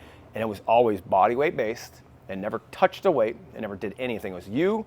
It was a clock and your body weight, and that's all we're going to do today. And you think it was easy? Yeah, and then the body weight, the introductory might have. But yeah, and fuck, so no. and then that told me 2 things. Do they got it? Because at the end of the day, the workout. It's funny how it worked out. It's a light workout, but the way I present it and the way I make you think of it, you stress yourself out, and then it's bang, bang, bang. And they're exhausted by the end, and they have mental fatigue. Yeah. Their body's fatigued, but they're more mentally stressed because they've never felt this before. So then that's our first introductory to training, not working out. Big difference. Okay? And then that also told me whether that kid is a type of kid that I need to put my foot up his ass on every rep, and I need to be with him and I cannot trust him. I need to be around him all the time. Or is he a kid that I turn around and I say, hey, because we worked at 3-to-1 ratio. Yeah. Worked with 3 athletes, one coach. If I told you what to do and I explained it in full detail and I watched you do 5 reps and I turned to Jimmy and I showed him to go over here and I turned back and you're already done and you only did 8 and I told you to go 10. Is he that type of kid? So I could tell a lot from that workout. Yeah. After that, that's when I would program. First 3 things I've always said when you ever walked in. What'd you do yesterday? What'd you do today? What do you have tomorrow? When's your next game? Yeah. Or sorry, that was 4. When's your next game? Yeah. Why? That told me in that general period of where you were in your programming, because these high school kids, they're in 3 sports. You don't have an off season anymore. No, yeah, completely. Right. So I knew that there at one point there's either going to be a recovery phase. We might get like a possible strength movement during the week, maybe, and some kind of light speed workout. And that was it. And if you're in season, right? So that's how I generalized my program as soon as you walked in. And that's something people like when I used to be in high school, like, and this is just me preaching about that, like there's not a lot of, like, and I took it for granted because I didn't realize, like, people had no clue about this. We'd be after the season, and Josh would be coming in, we would do stretching, mobility, That would be 2 weeks before you and took onto something. Like, doing nothing, and I learned so much about recovery and it's so important because your body's got so much mojo, That's right, yeah. and it holds on to mojo. Exactly. It holds on to you beating the shit out of That's it. right. And it's like a battery. You got to recharge. You got to fill it back up with gas. Exactly. So you even seen in your later years how it changed you up. So like as you got a little bit into your older years, you would have a football game on a Friday night. You would go to film, and what'd you do after film? You came and got your ass kicked by me. Yeah. That was my absolute strength and conditioning day right after a workout. Yeah. I already knew you were beat up and sore, okay, but there was 2 different sides to that workout that I was doing at that moment. One, I got you in the day after a workout, or day after a hard-hitting football game, okay? So you're sore as hell. I only did about 7 total movements. That's all it was. It was a full body based movement with 7 exercises. Each one moved through each chain of movements, okay, of hinging and all the fun stuff, right? However, I was looking for potential injuries. Okay, the first set was always super light, give me an overhead stability kettlebell press. I want to see if your shoulder can maintain a 10-pound kettlebell over your head, or if you're going to start having some problems. Maybe you have a sublux, partial dislocation or something like that you didn't even know because now your adrenaline's coming down from last night, right? Or maybe I'll have you do a light 12-inch box jump. Oh shit, my calf's a little sore. Oh, there might be something there. After you went through the first set of these light movements, they're like 10 reps or so, then if there was nothing there, the next 3 sets were heavy as shit because you're already sore. That was my ability to get a little bit better during the season. You came in Mondays was recovery days, and then it transitioned from there. Yeah, it was an undulating periodization, a heavy, light, medium, and, exactly. and getting better while also being in the season. That's right. Yeah. So, and again, if they were a generalized person and they were just, one season sport, the programming took completely different strides. Like there was, obviously the true off season, right? And then they had a lead-in. I can get into the fancy words. We're not going to do that right now, but we'll get into preseason, right? Yeah. And I had a preseason programming, and then obviously I loved the jump athletes. I was known to jump athletes. Yeah. I just loved the jump athletes. Obviously, a lot of true speed coaches like that shit for various scientific movements, right? So there would be that plyometric progression cycle, 6 to 8 weeks before, 2 weeks out of their first game. Yeah. So that I knew that I could get them for 6 to 8 weeks leading into 2 weeks before their game. So I knew that last plyo session would end 2 weeks before their first game. There's nothing else I can do now. Now you're ready. So you just went through all this off-season stuff, right? True off-season programming, whether I'm building muscle or whatever the case may be for the game. And then there was that plyo progression cycle. And it was like, now you're in shape for camp or whatever the case may be. Completely, and it's about that lead up. Yeah, I'm going to put you through stuff that you ain't going to get in football practice because then it makes football more fun and you're not just trying to get in shape. People don't realize it used to be like, when I say genuinely, like I would wake up in the summer, like knowing I'd get Pyles, and I would get like sick. Right, like exactly. I'm telling you, because I had a buddy that we would come and we would both lift, Evan Carpenter, and we would come and do this plyo program, and I would wake up in the morning and literally feel sick. That's right. Oh, we got plyo. Like it was that bad. Yeah, exactly. And that's what a lot of people that you even hear like different coaching perspectives, like Pyles got this plyo program, and it's kind of dangerous. I hear dangerous all the time. Which is and nobody ever got injured ever. Nobody ever got injured during that program because one, I'm there. I'm watching you. And again, if I think you need more than a minute break, I'm going to give it to you. Yeah. I'll even walk away body from you. weight jumping. Yeah, it's how dangerous it's going to be. So there's a lot of coaches I heard like, he's crazy, does this wild workout. But at the same time, I'll tell you right now, I can promise you in my life, we talk about CJ and Haywood Highsmith and those guys. He's with the Heat right now. All those guys went through it on a cycle, and they beg for that workout in the off season. They want that workout because at the end of the day, all the weightlifting, all this fun stuff that goes on to that plyometric progression cycle that starts as a baby program that progresses so intense and then drops back off, it's the one that got them the results, right? And it's also where they're least injured, And it's the same thing. It's the people. It's you progress. It's like your joints and shit. It's built the same as your muscles. They have a stress and they adapt to stress. Exactly. And I used to love hearing that. Like, he's nuts. I'm like, I'm only nuts because you never came in and had a conversation with me about the program. And as soon as you understood the program, when you walked away, you'd be like, oh, I get it now. No, completely. I get it, because like maybe he's not completely nuts. No, I've had results. I've did it to myself. You know what I mean? I've done it to other trainers. I mean, everything. I've taken it everywhere I've gone and I've modified it. And it's modified through the whole years. I've always heard that, and I'm like, man, one conversation would change that in coach's entire life right now. Yeah. So I guess I would say too, like, how do we plan out, you know what I mean, effective workouts? Because I hear a lot of people say like, oh, overtraining and all this. Well, how do we plan out a workout where we're working out hard? Because to get progression, right, we have to do something that our body's never done so it can adapt to. Exactly. Right? So how do we actually program sets, reps, and all that to make a program that's like a badass program? Right. So again, at the very, very beginning, if you get like a brand new client, whatever it may be, the number one thing I said to you before is what is their weight room age like? Yeah. You know, I mean, if their weight room age is this is the first time ever been in a weight room, it's going to look a hell of a lot different if I just got a kid that is a senior in high school and he's lifted in high school but he's never trained before. Completely. So his weight room age is a little bit different. Now the terminology is going to be separate, right? So the first initial out the gates is it's got to start slow. It's going to be the first probably month with me, bar cardio or whatever the case, sprinting or whatever the case they may need.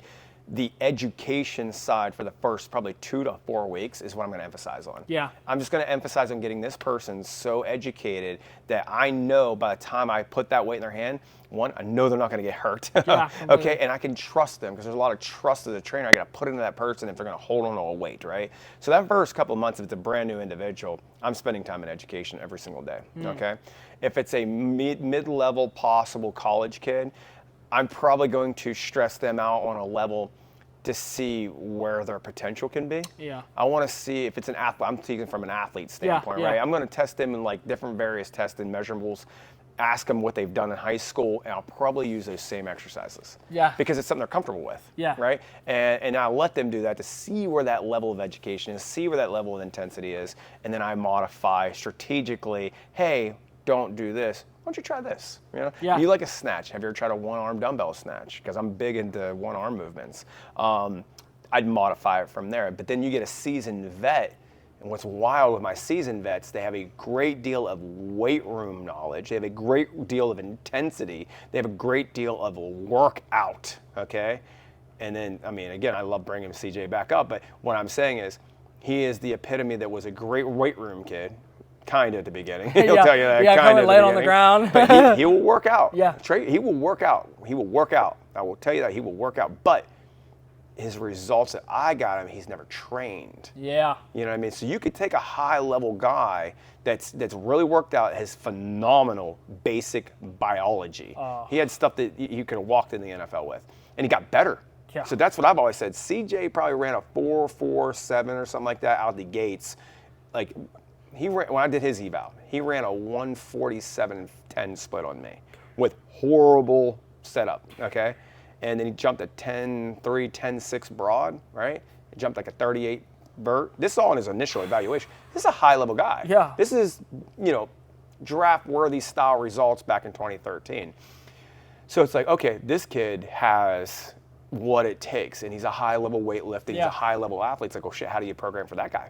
Yeah. He's trying to get better, right? So now it starts with training, intensity loads of the training. Go back to the synapses. Yeah. Can he fire faster? Yeah. And then after you get through that, I mean, my gosh, he knows this training session. I mean, me and him fought because it was so intense, right? But strategic, not death defying. Yeah, not to be marketing. I'm not straight up. It's a well written program specifically designed, right? And it's not trying to kill you. There is no part inside there that I try to kill you cardio. I would never do that. But after he can get a chance to go through this, and we progression cycled him for his pro day, but the number one most important part about that particular part of programming is education. Even though the education has been far more way at the beginning, like I said, his education is biomechanical efficiencies.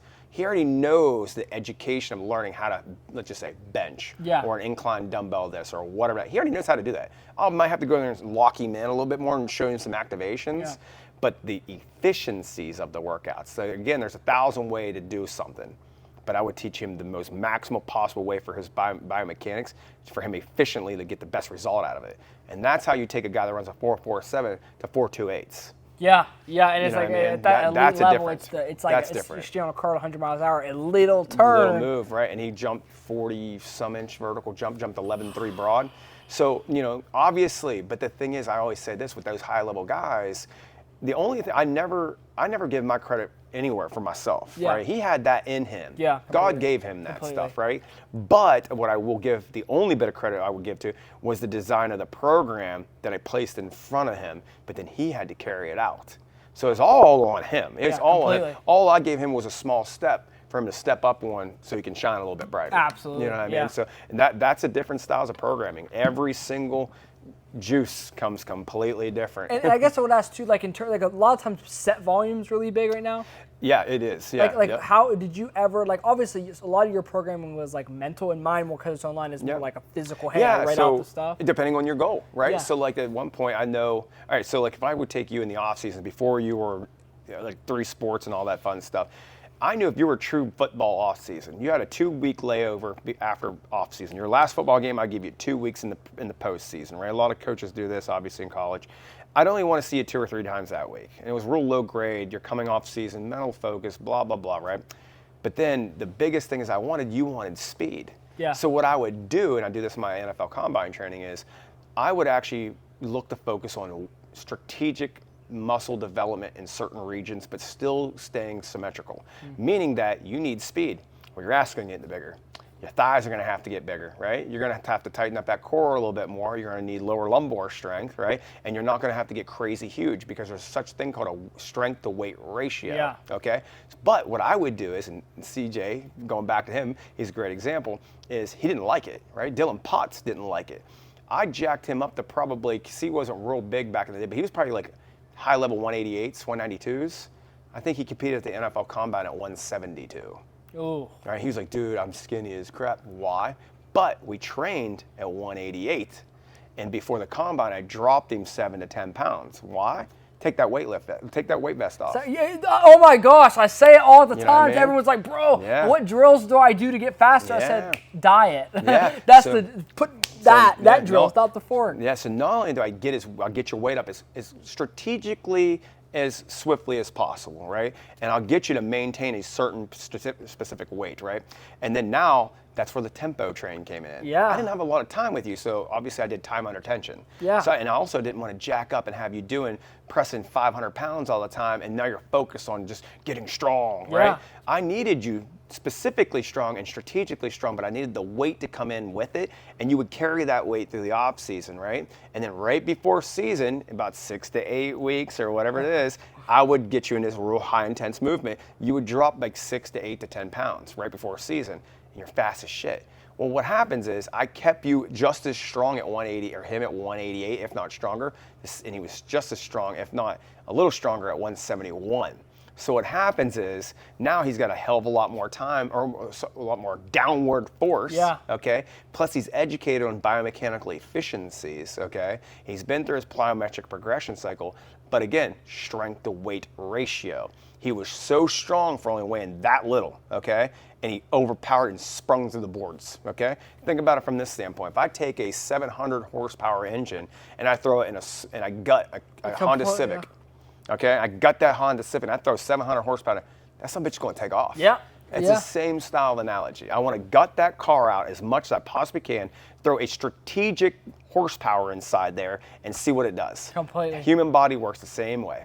And I guess I'd ask you too, is there a certain amount of like sets you would gauge? Because obviously like with a tempo, there's a difference between a straight set of 3 to 10 versus a tempo set of 8, because it's like it's time under tension. It's exactly, that's right. Sets, but I didn't know if there was like a certain, not necessarily equation, but like volume gauge of set, because we talk about 3-4 days a week, 7 movements, exactly, 28 sets. That's pretty high right. volume. And again, mine was way more in the athletic sector. Yeah. Okay, so I had to watch, because like again, if I did volume style stuff and you saw me every single day, and we only did like the 3 to 10s or 4 10s or 4 12s, and we're looking for hypertrophy style movements, and we're working at 65 to 80% load, and now I dial it back, because I can have 35% load, but then I do time under tension, the 3-2-1 with the 2-1, and make you feel way more burnt. And it's beautiful how you can take so many different variables to manipulate. To get and that's the same thing result. Too, like you said, it's like the steak I said. It's like the feel, and that's like when I look back on it, it's true. It's like you can program out the perfect program, but always like you used to say,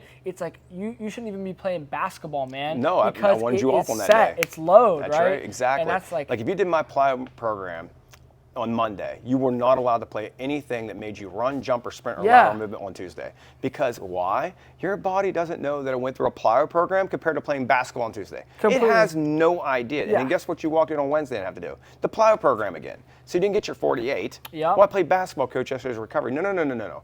Your body doesn't know you sprinting and jumping up for a layup compared to a box jump. It has no clue. All it doesn't know is I got broke down and you didn't repair me. Completely. So that's also why a coach has to be there to understand, hey, to dial them back. See, we play basketball. Dude, I'm done. Like, you're not even going to do it today. No, we can do it. No, you're not. Right? So again, with my loading phases, depending on where the person was, I would use your traditional sets and reps, 4 12s, 3 of 8s, whatever the case may be. But as an athlete, that most of the time I was training. But again, I use it today as an adult. I may go ahead and hit that real quick, steady style, quick 12 rep, right? But then the next 2 sets is I'm only going to 6 and I'm dropping the half weight and I'm doing 3 down, 2 up, 2 pause, back down. And then the last set, I'm going to go back up in weight and do a rep of 10. I mixed up my whole work and now I'm like juiced up, I'm pumped up. I've always been a guy of strength, endurance there too. I never wanted to be just a pure power guy. I only had 1 hit and I was done. I wanted the guy to move weight multiple times during combine. Correct, right. So I used to always mess up those things, or mix them up rather.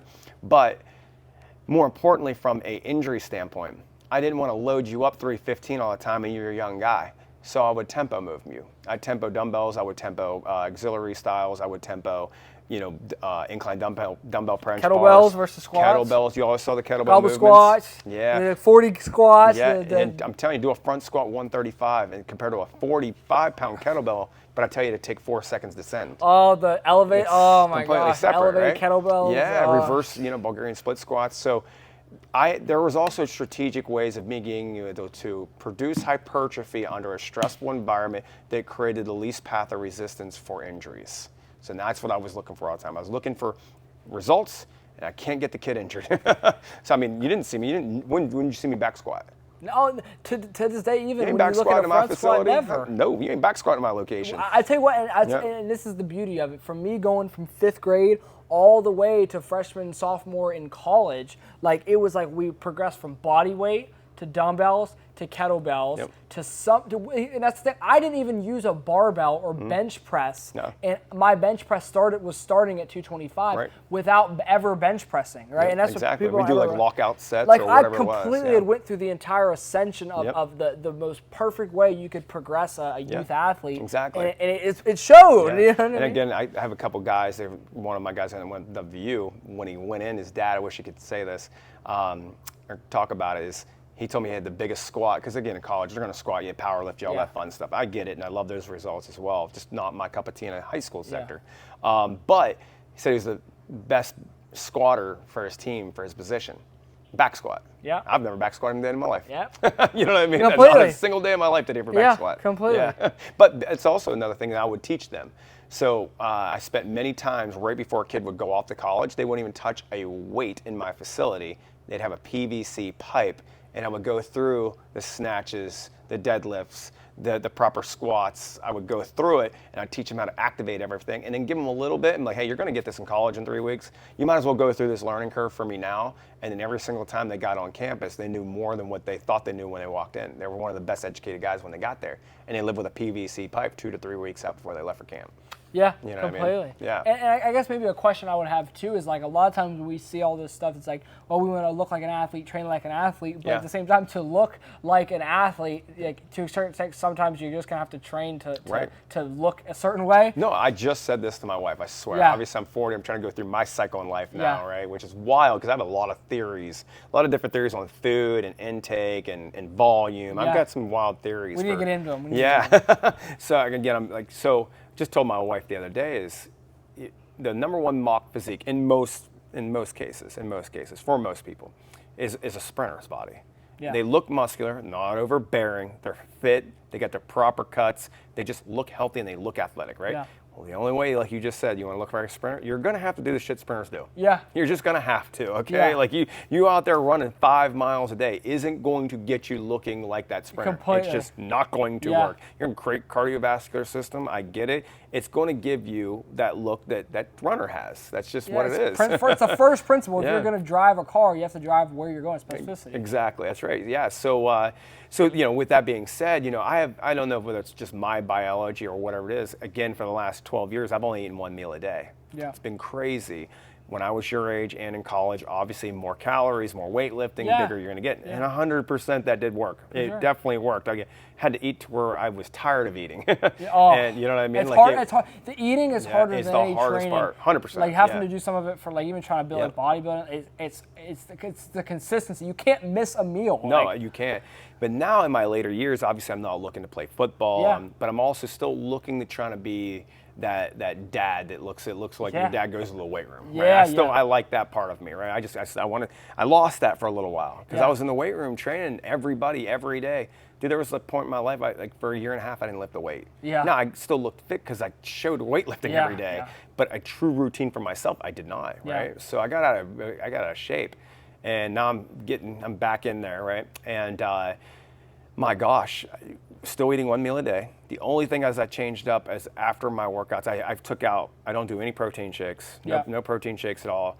A protein to me, and I've said this for years, I believe I even said this to you, so it's not a new theory, it's just something I'm holding myself accountable to, is if a protein supplement is a supplement, you supplement it when you cannot eat.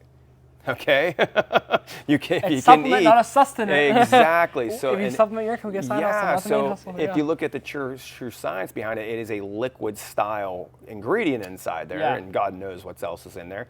But you're also putting it into your stomach, which is a high pH level thing. It's going to smoke that water substance. Done. Yeah, right? It's instant. Your body has protein receptors, and it wants to grab these little guys, and they want to utilize them. Well, if it hits your stomach acid and it disintegrates it, and it's like, oh man, I took a 25-gram protein shake today. We probably got more like 11 or 12, if you're lucky, depending on how effective your stomach is, right? And in your receptors, because it's just going to get destroyed. Yeah. So what happens is water in, boom, out.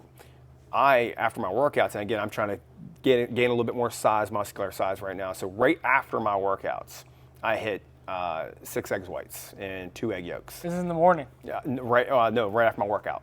When do you work out? Yeah, so I use my workouts for about 11, 12. Cool. Yeah, so about midday, right? Okay, cool. But I don't eat nothing. Like I don't even have a pre-workout no more. So you work out fasted cold? I every day.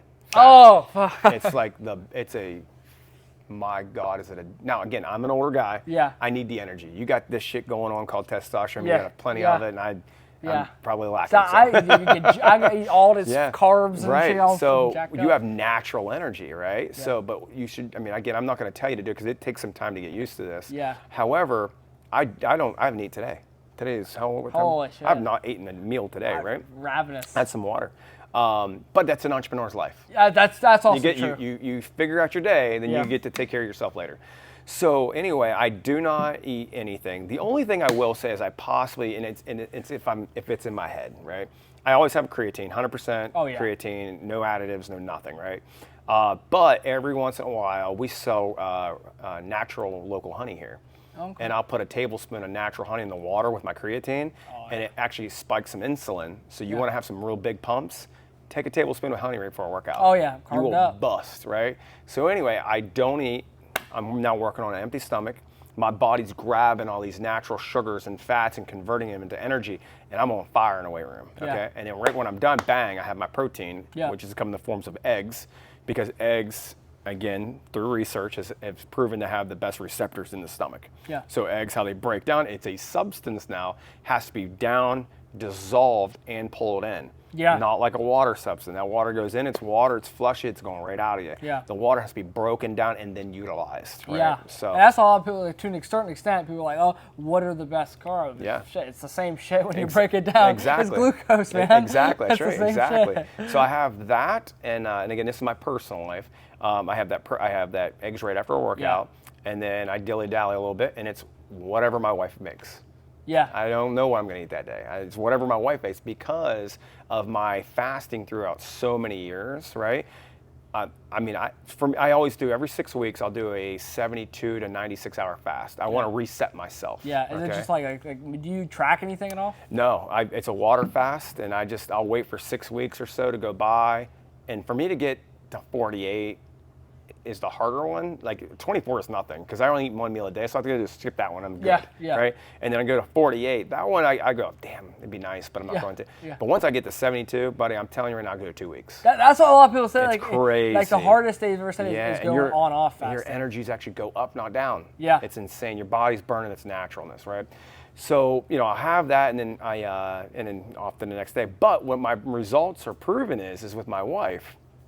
My wife was struggling to get off a little bit of the baby weight from our son. Yeah. And she tried everything under the sun. Yeah. She has this human encyclopedia at home, and obviously I'm not good enough, and she's going to look to the internet. Oh, man, right? yeah. Oh, trust me. I'm just like, whatever. So she'd take my advice for a little bit, and then she'd be on to this, and she's going to try this, and all that stuff.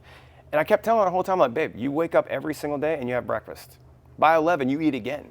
Yeah. By 2:30, you're snacking, and by the time we're ready for dinner, you have a full plate, and then you're a late night snacker. I'm like, babe, you have 6 meals throughout the day, and you don't work out intense at all, right? So what do you think's going on? Now, she was working out just enough where her results dropped and then leveled. Yeah. Because she just got that stress level enough, just high enough, right? Yeah. So then I asked her to fast breakfast, and she didn't almost die, but she struggled. It was lightheadedness. She couldn't deal with it. Whatever you want to call it, her body's so used to being fed and telling her to feed, right, that she couldn't figure it out. So what I asked her to do, she stopped. She's like, nope, I'm going back to breakfast. I'm like, well, you do you. You figure this thing out. I'm telling you, fasting is the fountain of youth. Yeah. So I asked her to cut it in half. Well, she did cut it in half. And in a longer time, she ended up cutting it completely out. My wife does not eat breakfast as well. Let's go. Does not eat lunch. Right? She might snack lightly throughout the day, and then she eats dinner, and then she's done now too. I think my wife lost like 25 pounds. Yeah, I mean, you're reducing those calories like that is gonna. Shauna's, mid 40s now, and she looks better than she's ever had in probably the last 20 years. Yeah. Like and again, we talk about calories in, calories out. Yeah, for sure. But then you also have this body that every biological individual is created differently. Completely. And how do they burn energy? Yeah. And again, as humans, as American citizens, more important than anything, we're overindulging. Completely. Yeah. We overindulge and everything, and people know this trash, right? Yeah. And again, I always say this, like, I call fasting the fountain of youth. You want to feel better. You want to look younger. Drop that weight off, baby. Like, you want to get faster. Yeah, drop the weight. exactly. And you perform better. Correct. And on top of that, let your body eat those natural sugars. You know what I mean? Like, again, specifically, and again, if I don't weight loss people anymore or anything like that, train people for that.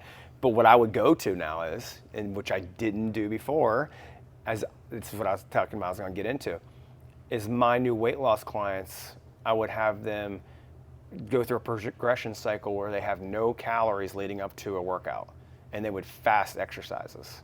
Maybe that honey before a workout, or a very, very, very light snack that doesn't increase natural sugar, non-natural sugars. And I would have them, now they're on this calorie so-called deficit. When you say like increased non-natural sugar? So I don't want them having like, you know how people are with snacks. Well, I'm allowed to eat something small, so I don't want them having anything that's like not natural. I don't want like a candy bar. I don't want a candy bar. Yeah. I don't want this little tiny Pringle or whatever the heck it is. Yeah, and is that because it's just more calories? Or? Well, it's calories, but more importantly, the body's going to attack that sugar first. Yeah. It's coming in, it's dissolving, it's sitting there as wasted energy. It's just going to go out at some point. So while you're doing your workout, that first 5 to 10 minutes, now dedicate on that crap you just put in, and then the body's going to start worrying about you. Okay? So now it's got like this. So think about here, you had all this extra adipose tissue, or whatever you want to call it, they have in their body they're trying to get rid of. Well, the body already's got that. It's going to use it. But then you put the Oreo cookies on top. Now I go to a workout. Well, now the body's going to burn the Oreo cookies. And then now I'll go to adipose tissue. Yeah, for sure. So I love this new way. So we're talking just fat loss right now. Just fat loss, cool. Correct. Yeah. So just for fat loss, I have seen it that a fasting style strategic program for fasting style workouts is the best way. Again, calorie deficit. Yeah, true. I'm burning natural energies, right? And then a strategic meal or snack right after the workout, not a protein shake, and now your body is replenishing the stuff that it just burnt to get through that protein synthesis. Yeah, and that's the big thing I do with a lot of people is obviously you got to get the calories down some way, and you either got to eat less or you got to change and try to at least make your food volume produce less freaking And again, calories. like I said at the very beginning of all this is look at their daily habits. Completely. You know, like I said, I can change your posture. I can change the way your gait movement is. I can change whatever it is. I get you faster. Well, I'm going to change your weight loss because I need to understand your daily habits. It's progressive overload of habits, it's too. I'm just going to change it. I said level 1 for you might be Diet Coke now instead of regular Coke. Correct, exactly. Now I'm just going to progressively get you to where I need you to be in this lifestyle, you know what I mean? So I'm not going to sit there and go, I went full carnivore. Oh, shit, I have. I've been off the deep end on it. Yeah, like, and I'll be honest with you, I don't want to bring it up like that just because it's becoming too mainstream. Yeah. And it fucking works. Oh, yeah, like it works. Like completely. So I don't because like you go from eating bullshit to meat. I mean, my gosh, there's so much that we can talk about in terms of like the scientificness of human development and the humans downgrading their species based upon their average ability to go get the type of food that they get whenever they want to by a swipe of a card. Completely. Yeah. We were meat eaters. We were hunters gatherers. And again, we ain't got to go back out and live in the forest anymore. But give your jaw something to chew on. You know what I mean? Like seriously, your body needs something like that, right? Yeah. And it's craving things like that. But we are also biologically created to be able to digest those things in certain ways that we can utilize that energy the way we were supposed to be. Yeah, and that's why a lot of people will demonize different food, like macros and all this stuff. It's like to a certain extent, like humans are meant to eat whatever you put it. You know what they're not meant to eat? Lead. Okay, right. like, exactly. Like that's right. whatever it is, we'll digest it. Like, yeah, we'll 100% digest it. But again, that goes back to even athletics. You go back to the pro athletes, biomechanical efficiencies. They know what to do in the weight room. They know all these great things, but it's the biomechanical efficiencies that make them great. Details. So you go to weight loss, you know what not to eat. You kind of know what to do in the weight room. Yeah. But it's the little tiny things that I can tell you, like the fasting workouts or the honey or the recovery times. And again, I'm a 6-day-a-week nut job in the gym. Always have been. Yeah. I've been a guy that had this brain problem that just needs it. I need to pick shit up and put it back down, right? Yeah. And I changed it. Changed my whole workouts. So my workouts again today. So as a strength coach, how have your workouve progressed over time? They have completely changed. Because you used to be big, jacked up. How's it changed? So believe it or not, you know, I gained a ton of like halfway weight, right? What I mean by that is I got big here recently. I mean, again, big on me was like 213. Yeah. So I got up to about 213 recently. I was strong. And again, I didn't feel well. Like, because again, every pound of muscle you put on, you're going to put a little bit of fat in. Yeah. And I just didn't like it. And I didn't feel good being that weight. I've been as high as 217, but I'm like 203 right now, 206, somewhere in that. I'll float a little bit. And again, what I'm saying with this fasting and the no crazy proteins and protein, I can gain weight now with a strategic program and strategic placement of proteins in my day, and I'll gain 3 or 4 more pounds. And I'm not eating 6 meals a day. So I've got a lot of questions. I've got a lot of questions I need to answer for myself. So anyway, you know, so my program now, I used to be 6 days a week, obviously upper, lower, and maybe recovery, some sprints, all this fun stuff.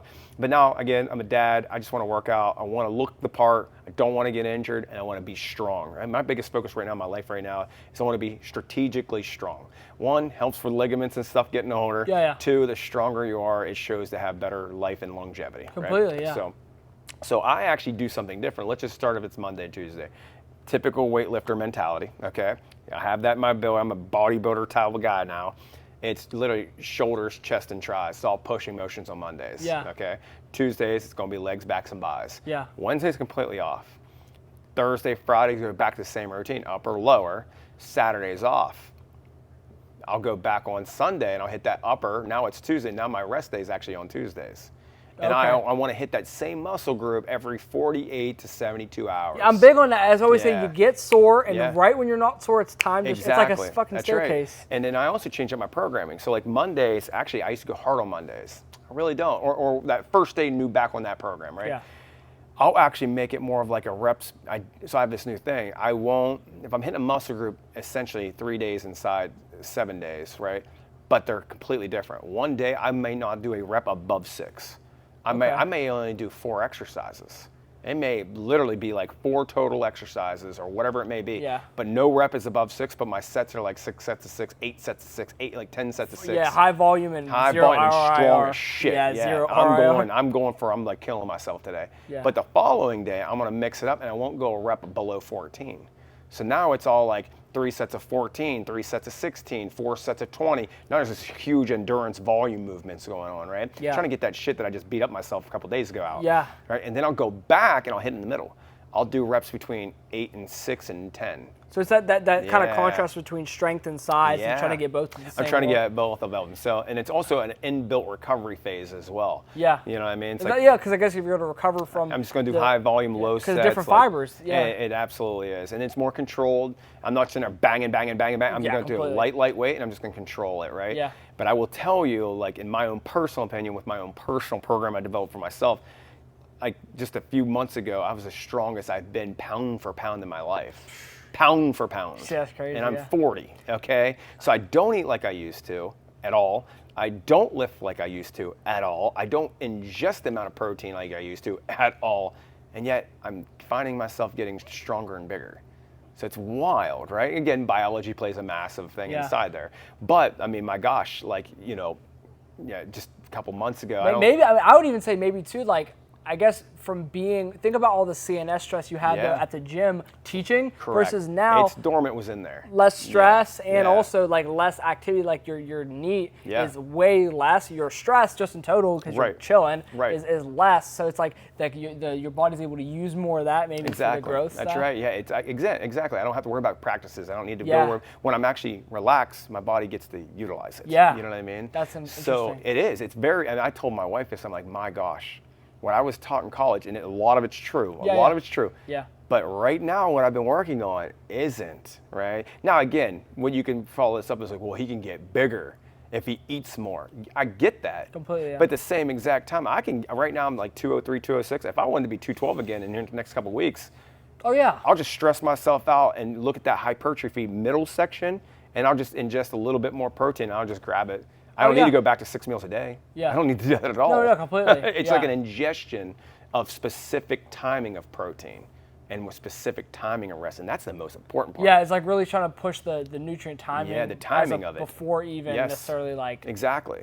Like multiple days and multiple minutes. Yeah. Because even then, like if they do it, it's like any more than 4 is no any incremental gains at all. No, it's like 1 is... Like it's like decent, and then like all the way up to 4, it's like you can get some incremental gains, but after 4 there is none. No, exactly. It's like wherever, that's right. You're gonna have waste over time. It's like the averages. It doesn't matter. Exactly. That's right. So I've actually found myself in a weird place in terms of like working out for myself and trying new things and being more relaxed in the game and whatnot. So you said actually too. You said so you do kind of almost like not a this Monday, Tuesday, Wednesday split, right? No, yeah, and it'll repeat itself because I only want that. I'm looking at the 48 hours. Yeah. So a lot of people go Monday, Tuesday, Thursday, Friday, and then Saturday, Sunday off. No. Sunday's 48 hours. Yeah. So that repeats my next 48 hours. So it doesn't. I work out all the time, and I have 2 or 3 rests built inside there. But again, that Monday, then Wednesday, then Friday, then Sunday, then Tuesday, then Thursday, then Saturday. So is it keeps rotating. 2 of the same workouts done at 2 different intensities, right? 3 different intensities throughout the day. Okay. So there's 2 different you go workouts Monday, and you do them 3 different ways. 3 different ways. So I guess I would say and I'll rotate that cycle. Technically, it's 6 workouts and then a rest day. Yeah, kinda. So I guess I would ask too, if it's a 7-day split and it undulates, Yep. because the way I do, I guess I'm just saying like the way Right. I do it is I don't treat it necessarily like Mondays that rotate. No, is numbers. Right, exactly. So like for me, it's That's like I have a 4-day split and it's not Monday, Tuesday. It's 1, whenever 2, that hour 3, hit. 4. That's right. A rest maybe, but at least in a 7-day window, Exactly. I'm hitting a double workout That's right. with sets loaded onto other inside days. that, I guess if you would look at it from like a Monday through Sunday phase. Because that's it what looks people like, mess up is they think it's Monday, but it's about It's about the stress, timing. adapt again. Yeah. So like if you look Monday through Sunday, I actually worked my chest 4 times. Yeah. You're going, you only hit your legs 3 times or whatever it is. I'm like, no. But you understand this now. My Monday's workout from last week is now on Tuesday. Yeah. So I'm only worried about that strategic I've never 48 seen hours. someone able to do it with days of the week properly. No, Like the way, because I'm always just like, go to numbers, Right. and it'd be 1, 2, 3, 4, 1, 2, 3, 4. Exactly. Or 1, 2, rest, because you can just pick up 1, 2, rest, 3, 4. That's right. But that's actually interesting the way you, because a lot of times people will like psych themselves Well, out they like, see work as a Monday through Friday game. Yeah, it's and then not. that's when they work out as well, right? I Yeah. mean, notoriously go to the gym. Mondays are packed.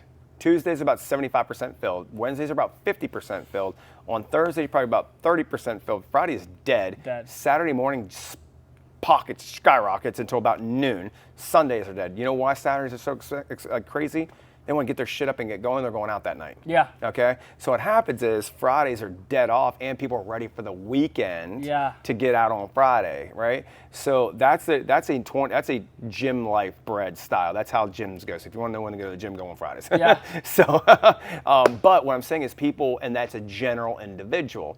But again, if you look at from the cycle of paying attention to the muscle tissue and the breakdown and recovery times, go away from Monday through Friday. Get away from Monday through Friday. Start that cycle, and whatever that cycle is, whether you need 72 hours of recovery time or if it's 48, right? And then that starts your cycle. So let's just say if I did 72.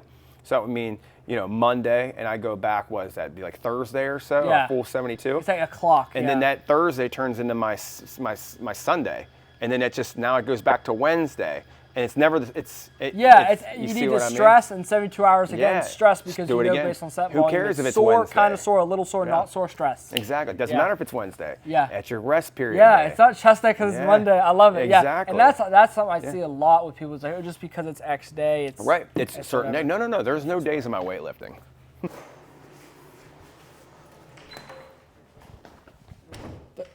Yeah, I know 100% what you mean with like the one meal a day. Like, yeah, I'm like telling you. as someone as a like now trying to do it, my go-to just because I still want to keep getting big is like I got to get my workout in early.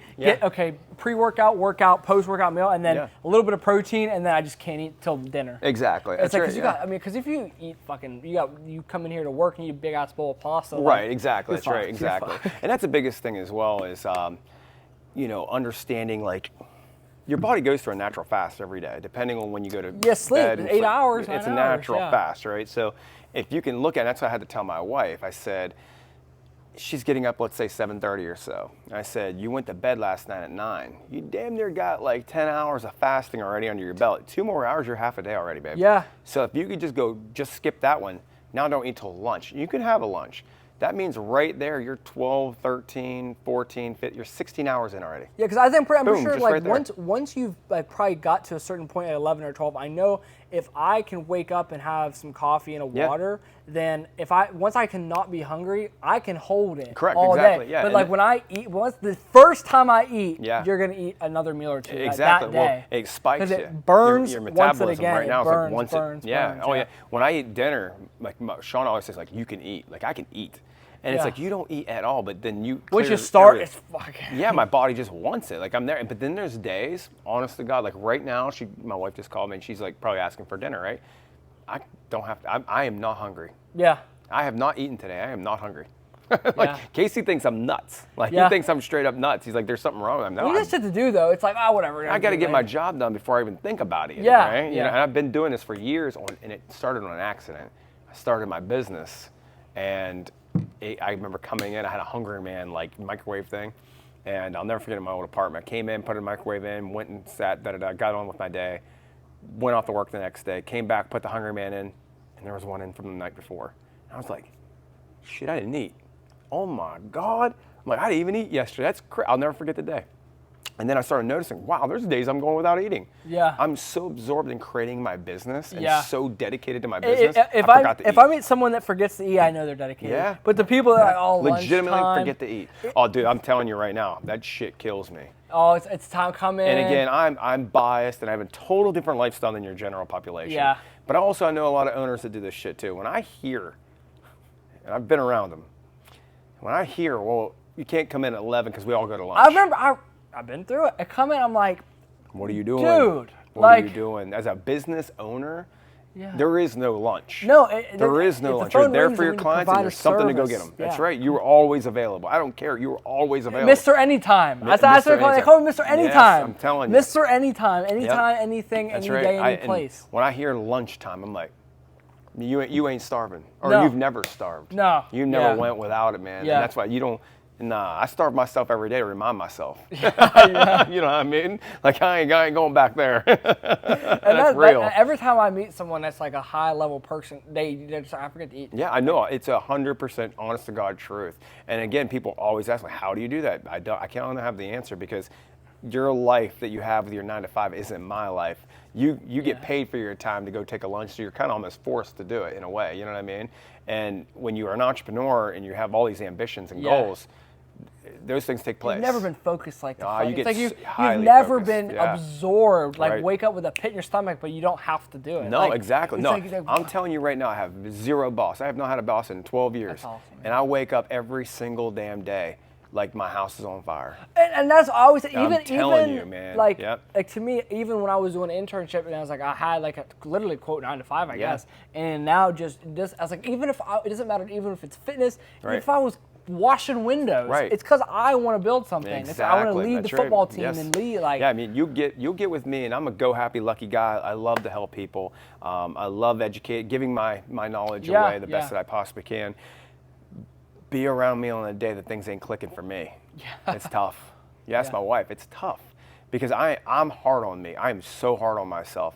On accident, right? But it's like this inner-driven mechanical thing going on that I can't explain. Is like, get me 4 straight days that I have to wait on something to be done, like wait on like a product to come in, or wait on somebody to get back, or I generally have nothing to do, or things just didn't quite add up and I have to adjust and I have to wait, or whatever it is. I don't get pissed. I throw myself into like an anxiety, depression state that I can't stand me. Like I don't even want to be around nobody. Like I'll go to the weight room and beat the shit out of that place until I get it out of me, and I'll go take a drive, because if I can't get something done and it doesn't look like there's going to be a future, or if like I'm being in a held up position in my life. Yeah, I get what you mean. I get so it's limbo. I get mean. Like I can't take it. Yeah, if there's no clear sign, I get it. No, and I won't take it for an answer. I won't do it. Like it's bullshit, and like get it out of my face and fucking figure it out. I'm not going to put up with it, man. Like, and it's not me being a tough guy or nothing. These type of people are different. Yeah. Like they click different. Like a lot of people, I always say, and here I tell some of these guys I know inside here, all they've ever had, which is a beautiful thing. Trust me, a beautiful thing. When they said, man, Josh, all I've ever did was I worked in the mill my whole life, and I got my 401k, I got my pension plan, and we're doing pretty well, which is a great, beautiful thing. Yeah, amazing.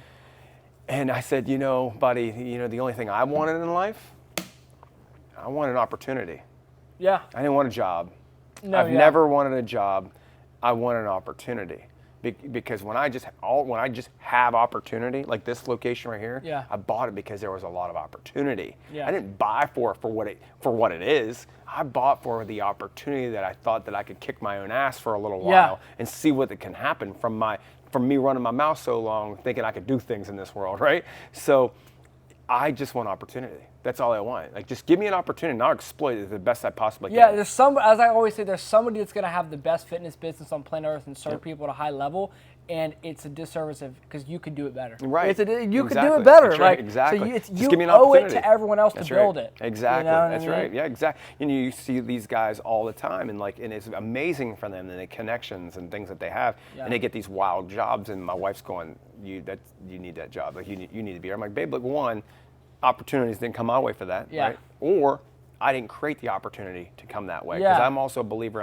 As a man, I create my own luck. Completely. I've never had anything handed to me my entire life, and I created my own goddamn luck, right? And I'm still not done. Lucky you go there and score a touchdown. Exactly. Film, that's right. Film, watching, understanding it, and I put the damn time in to be able to create the play that I created, right? And but no, that's exactly right. Is having this internal drive, and I hope like a lot of your listeners out there are understanding this stuff. Is you can want to be fit all day. And everyone wants it. They want to What's be fit. What's required right, for it? Exactly. Yeah, completely. And you know what the wild is? Like, and I've had to go through this as a personal individual, as a personal growth of myself. Is I don't even have to close my eyes. I can see it now. I can see my future with my family. I can see what I'm going to be able to provide in my life from my best friend and his family. And I can see it. All right, I can see it right now. And it's the person that I have to become to get there. Yeah. And that's you the know what growth. I mean? And that's the I have gift. to become a different guy because I've never had it before. You get someone. You want to get someone you never Yeah. done. You got to be someone you never been. Right. If I'm trying to get a different body, or if Yeah. I'm trying to get up to another potential tax Yeah. bracket, or whatever the case may be, I can't be at the old tax bracket and live like I did because it's now requiring something else. You know what I mean? And now I'm actually way more interested in that part. I'm interested in the person that I can become and seeing what that guy looks like when my son looks at me older, and seeing the guy I had to become. I want to know that guy right now. Yeah, and I'm interested in that I'm guy. at the level 1 kind of where you're at. It's like, well, level 1, that you can't be the guy that's hanging out at the bar Friday night. Correct, You yeah. can't be the guy at the party. You can't be. I mean, it's like, what are the actions the person you want to be takes? How does that? What would That's that person do in this scenario? Yeah, and that's, would they say flip the channels, or would they go work? That's right. You couldn't nail it more. I mean, obviously I own a brewery now, Yeah. and I like my beer. But I will tell you, when I was your age, I told you before, I never touched an alcoholic beverage till I was 24. Yeah. You know what I mean? I was 24 years old because I was dedicated to becoming this person that I wanted to be. And again, at the end of my day, I wanted to be a pro athlete at one point in my life, and had some opportunities and played certain things, not in the NFL, of course. But I understood that young. Like all my boys were going out, and again, younger years, 20, 21, 22. Man, I'll be honest with you, I went a couple times, but I didn't indulge. Like, they were just my boys, and I would go. You know what I mean? You taught this to me a lot too, because I remember I'd go to, like, even at college, at Mercyhurst, at college, is like everyone's hosting the parties, but that was the difference between being like with you, but even like winning in high school is like, as a championship team, we never went out. No, never. that's right, you and I'd go to don't. college at Mercyhurst, and they had a losing record, and they would lose. And look at the reflection of what they do. And they would lose, and everyone would be partying that night. I'd be Exactly. like, what are we celebrating? Exactly. And I remember you used to say this. You used to say all the time, what are we celebrating? What are you celebrating? And it was the same thing. So I remember it's just like, oh, we're going to go out. Oh, wait, no, I got Josh tomorrow. Exactly. It wasn't even like That's oh, right. no, I got Josh tomorrow. Yeah, like, I got Josh go this in Saturday there. morning. Is he open 10 to 12? Okay, well, I'll be in. Exactly. I got Josh tomorrow. That's No, I can't. Exactly. Oh, sorry, not going. I say all the time, like, man, what you celebrating like you won something? I like, swear, what part? after prom, I literally remember everyone was going to party. Riley coming. It was a Thursday. I said, no, Friday, Josh, I got Josh tomorrow. Yeah, exactly. And they're like, "What do you mean?" That's right. Accountability. I was like, "I have Josh." That's right. But I have Josh. Exactly. He gonna kick my ass. But Josh is gonna be there at 10. And he's gonna call me if I don't show up. And I don't feel like seeing Josh in my room. Exactly. Fucking That's right. ripping the covers off my goddamn That's sheets. Right. That's right. Get your ass up and get out. Seeing the silhouette of plyometric fucking progression. Exactly. And it's like I see 8 sets of 8/16s in his pupils. That's right. It's like Exactly. That's right. But no, that's really truly what it is, man. Like I said, it's there's a big speech, and I hope this reaches a good bit of people. And the way they can take it is, don't look at a fitness journey or a sports performance journey as like as a thing that they're going through. They can't look at it as like, I'm going to go through this personal trainer, I'm going to go through this program or something like that. They better start looking at how they can personally develop to become the individual that they're wanting to be, but they're not holding themselves accountable to become. You have to become a whole different individual. I love this. Literally, and this is scientifically proven. Yep. The number one thing that people that lose weight and keep it off, the number one thing they do is they shift their identity. And I am now a fit person. 100%. It's and you've spoken to existence. Yeah. That is the number one shift people go through. Is like, and it's the same with drug addicts. It's, right. If losing weight in drug addicts is the people that never go back or never relapse, is they have now created a new identity around that new persona of I'm fit and I'm sober. I don't do what fat people do. I don't do what drug addicts do. Exactly. And this is who I am. This is who I'm going to be. Yeah, and the wildest thing is with all of that, how tough people think they are. Oh, yeah. Right? They think they're tough mentally. Yeah. They think they're tough, right? And sometimes they're not. But so what I mean by that is they really, truly, sometimes they put their own self on like a stool in certain ways. Yeah, completely. And then they can mentally beat themselves down a little bit and whatnot. But the biggest thing is I've always seen is like people aren't tough enough to stand up for themselves. Yeah. No, I'm dead serious on this. So check this out. Like, I've told my wife this literally because we talk a lot. My wife she's pretty much my business partner now. Like my wife we're hand in hand. Yeah. And I told her, I said, think about it this way, because we'll find ourselves some days procrastinating. Again, when you don't have a boss and you don't really have a whole lot of deadlines, and there is deadlines, but you know you're going to get it done. You'll have procrastination periods, right? Yeah. Which then create depression for me. Yeah. So I'm telling you, depression is when I procrastinate, I'm the worst individual. But if I had a job and they told me to be there Monday at 4 a.m. and I'm going to get out at like 5 a.m. or 5 p.m., I'd be there at 3:54. I'd be right there on time because that person told me to be there at 4 and it's my job. Yeah. Right? But if I told myself to be at the gym next Monday at 4 a.m., I won't be there. This is a crazy point that You know I what saw. I mean? This is actually a crazy point you just made Yeah. because I will find myself sometimes if I have 8 a.m. class, I'll be like, your ass will instantly get up and be there for class. But if you say get up at 3, it's like, you got to show up for your business. That's like, right. It's like You'll show up for somebody else, but you won't show up for yourself. Completely. And that's wild. what I would tell myself. Yeah. And that's the hardest part. That's why I'm saying people think they're tough, but they're not tough enough to stand up to themselves. Yeah. They can't even hold their own self accountable. Yeah. But they will hold that job over their own life and be there on time, if not early, for 40 years. But they won't show up accountability for their own self on something they told themselves that they wanted. Yeah, and something that would improve their job, improve their relationships, Yes. improve themselves. Exactly. Because it's the vehicle you live your life in. So why would you drive a Honda if you could drive a Lambo? Exactly. That's what I mean. I'm telling you right now. So I've seen a lot of that being an entrepreneur is like, because I have personal goals. There's things I yet still want to do with my life in certain athletic endeavors. And I find myself putting it off one more week. I'm like, but if I was told to be there next Friday and I was getting paid to do it and it was my job, I would have been there. Yeah. I'm like, man, this is bullshit and you better start changing your shit. No, and I think that's the beauty of like even not necessarily even just like entrepreneurs, but being in a situation where you have to create something. Because whether it's an artist or whether it's a business, because business is art, or whether it's sports or whether it's a project you're working on, is you have to become the person that's able to focus. And what is focus? It's nothing but that. Exactly. You know what I mean? Consistency. Yeah. Exactly. No, and that's the biggest thing. I love the fact of like creation. I'm a big guy on that. Like I love idea, pen, pad, and then seeing it come to life. Yeah. I've become obsessed with this stuff, right? All the little businesses that I've owned and whatnot. Like that's become kind of like what I enjoy is you have an idea and can you make it happen, right? And I guess I got a question for you. Is who's like a big person that inspired you with all this?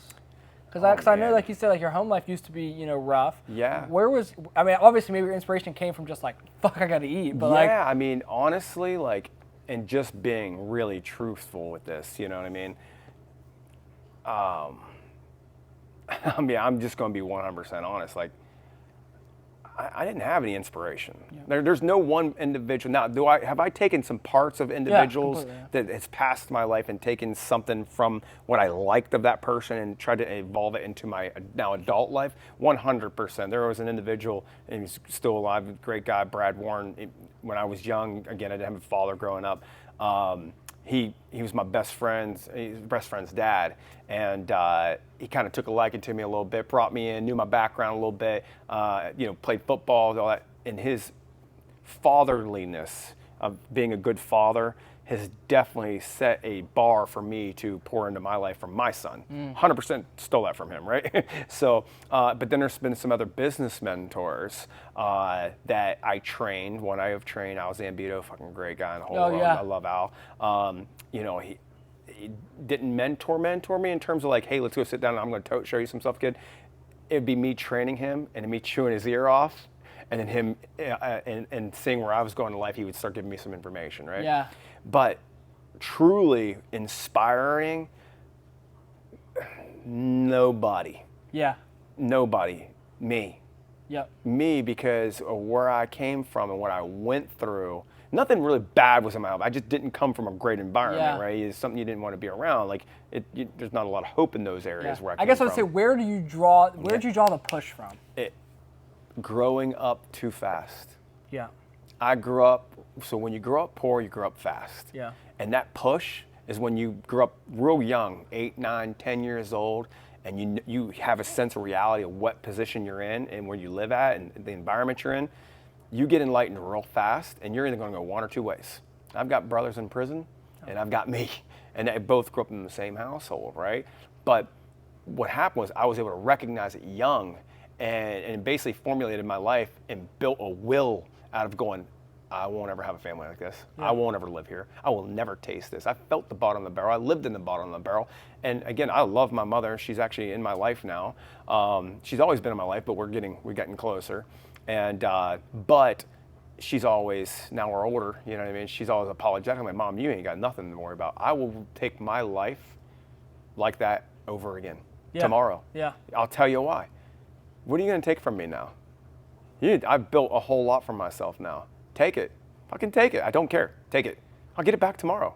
Yeah. I'm not on dad's money. I'm not on dad's time. I'm not on nothing. Yeah. I'm on me. I have the knowledge now. You can take it tomorrow. I'll get it right Completely, back. I'll get yeah. it fucking back. I'll start Pyles Elite over tomorrow Yeah. and kick every single trainer around here's ass. 100%. That's like Grant 100%. Yeah, they made that show where they take the Yeah. billionaires and they put them with Yeah. no money and they Yeah. become a millionaire in 30 days. It's because like the where I come from is based upon if you don't do it, you ain't going to eat, buddy. Ain't nobody going to care about you. So that drive, this interpersonal, this attitude, this driven, passionate guy is because, you know, one, I want to be proud of me. Yeah. And I want to look back on my life, and I don't want to say I made it.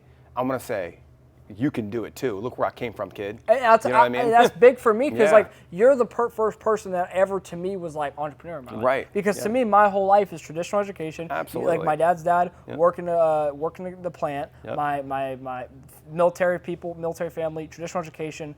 My dad, traditional education. And Right. it's like you're the first person that was to me an entrepreneur that I spoke with that was talking Exactly. about stocks, talking about business, talking Yep. about clients and having clients and building a great business and a brand and Right. service and Exactly. and you're the first person that was an entrepreneur. So that, I mean, that's, you inspired me to start my Exactly. business That's and right. to go the way. I mean, I wouldn't be making this That's video right. if it was for you. Exactly. So, Yeah. so I got that drive of being aware.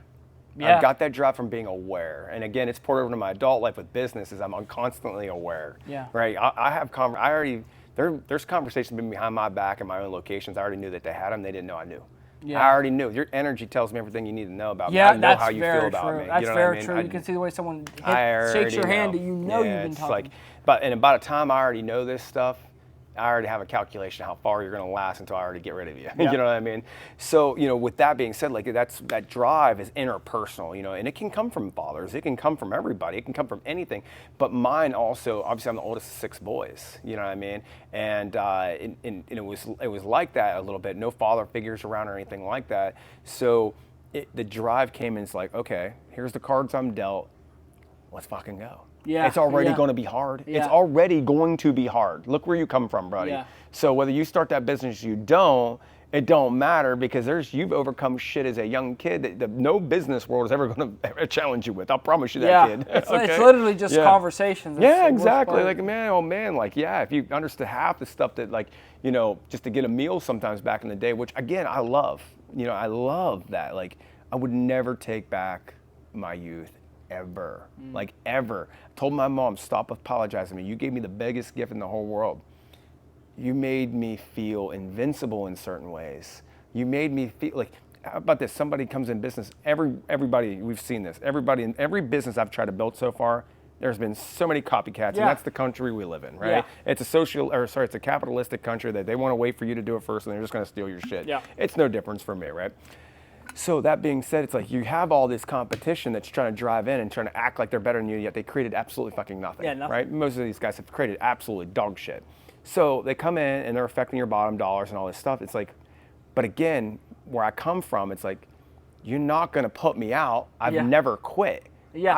I didn't quit when I was a kid, and I ain't quitting now. Yeah. I've never Yeah. quit. Like, You waited 6 years to start, and I'll never stop. I'm never going to stop. I don't care how long it takes me. I'm the guy that risks coming up, living on a couch, getting a car repossessed, Yeah. and starting a business. Go back to the yeah. Why? and that- Because look where I come from. Everybody that makes it like Yeah. literally everyone talks. It's like I'm okay in being zero. Yeah, take me to zero. Go for it. Don't care.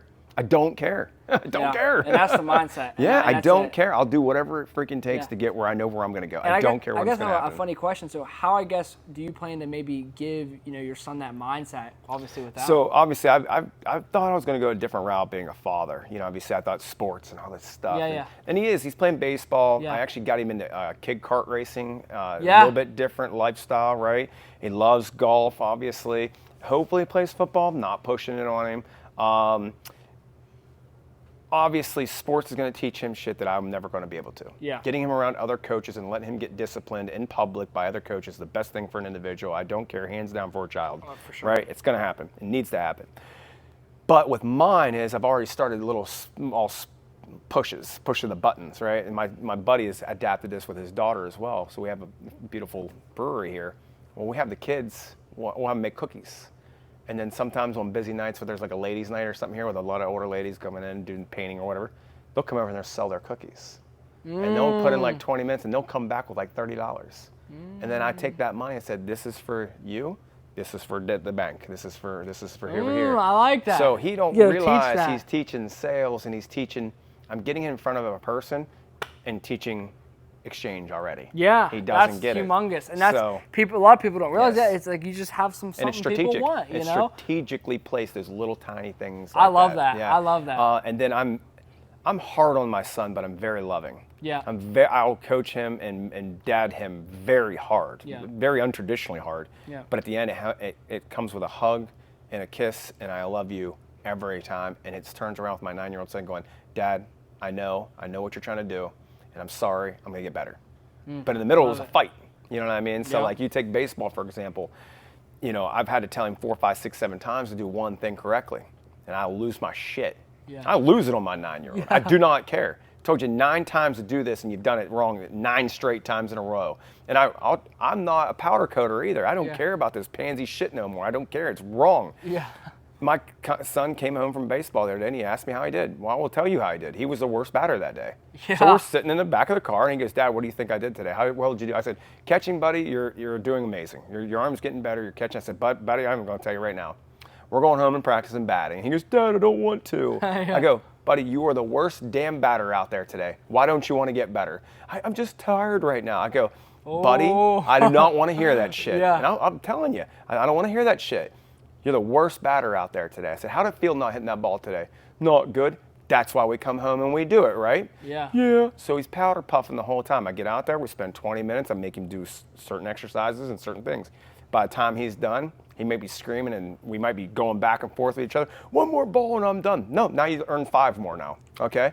That toughness that I'm putting him on right there, and when you're bad at something, you don't give up and you actually indulge in the shit you're bad at and you don't shelf the things you're good at, you enhance them. Completely. But you live in the spots that you're not good at, right? Yeah. And that's, again, I don't want to get too much into this part, but that's also why I don't like formal education, public education. Yeah. It's A, B, C's, D's, and F's.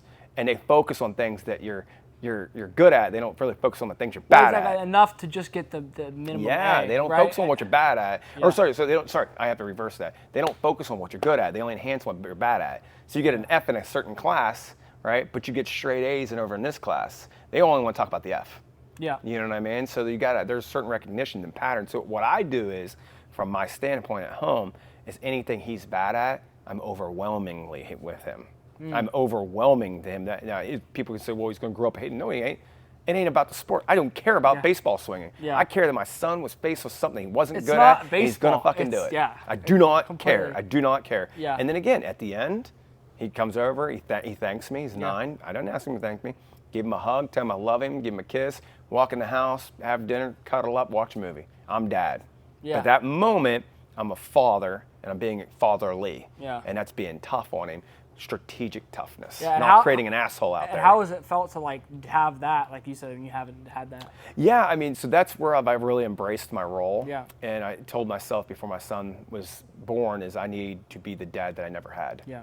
And I need to be the dad that I never had and be that guy. And that's what it's also what holds me up accountable even to my business. It pours over into my business. Yeah. I ain't feeding myself no more. I've got 4 other mouths to feed and I've now got my buddy involved with his kids and wife. I've got 7 mouths to feed before I feed mine. I will be the last one to have a dinner plate. They can all go eat. I do not care. Yeah. I'll be the last one to eat every single day. Yeah, and that's an interesting like kind of mindset. It's like being what you want to, like what you kind of aspire to be. Like it's even for me, like I want to be the clients that I want. Right. Even Exactly. no matter what it is. Like if you just be the goal person or whatever it is, like you're gonna attract that. If I'm the best, I do shit when I say I'm going to do it. That's going to attract the people who do stuff when I tell them to do it. That's right. Exactly. Yeah. So that definitely that fatherly like life that I've now stepped into my life is definitely, I've got where I want it, but it's also enhanced my entrepreneurialism. I'm making moves like before I would have never have done. And so we started out, personal training. Yeah. And we moved into. I'll restart the thread. Oh, yeah. So we started off with personal training. We moved into more group personal training. We moved into our own sports performance facility. We grew that to 5 locations. Yep. And we sold that. And we done some consulting in between. And now we have a high tower brewing company. Yeah. And Storage Point Capital still? So yeah, I still work with my buddy Matt a little bit with the Yeah. storage stuff. Obviously, with the brewery, it's taken over a lot of my life. Yeah. But recently, last year, my wife and I exited. We built a 24-hour gym. Yeah. And a smoothie company Yeah, inside smoothie there. company. So we ended up growing that and selling that. all that and sold. then I still own my cigar company. Oh yeah, cigar So lounges. so I still own my cigar shops, and then I got the brewery and a couple of little side hustle things on the side. So but yeah. what is the number one priority? So obviously, we So got the right brewery. now, in terms of business wise, Yeah. it's wild to say because I have things in the burners right now that Yeah. I'm working on currently, right? But those are like my things. But because of the opportunity and all the things that I know what can happen here and the people that I've involved, right?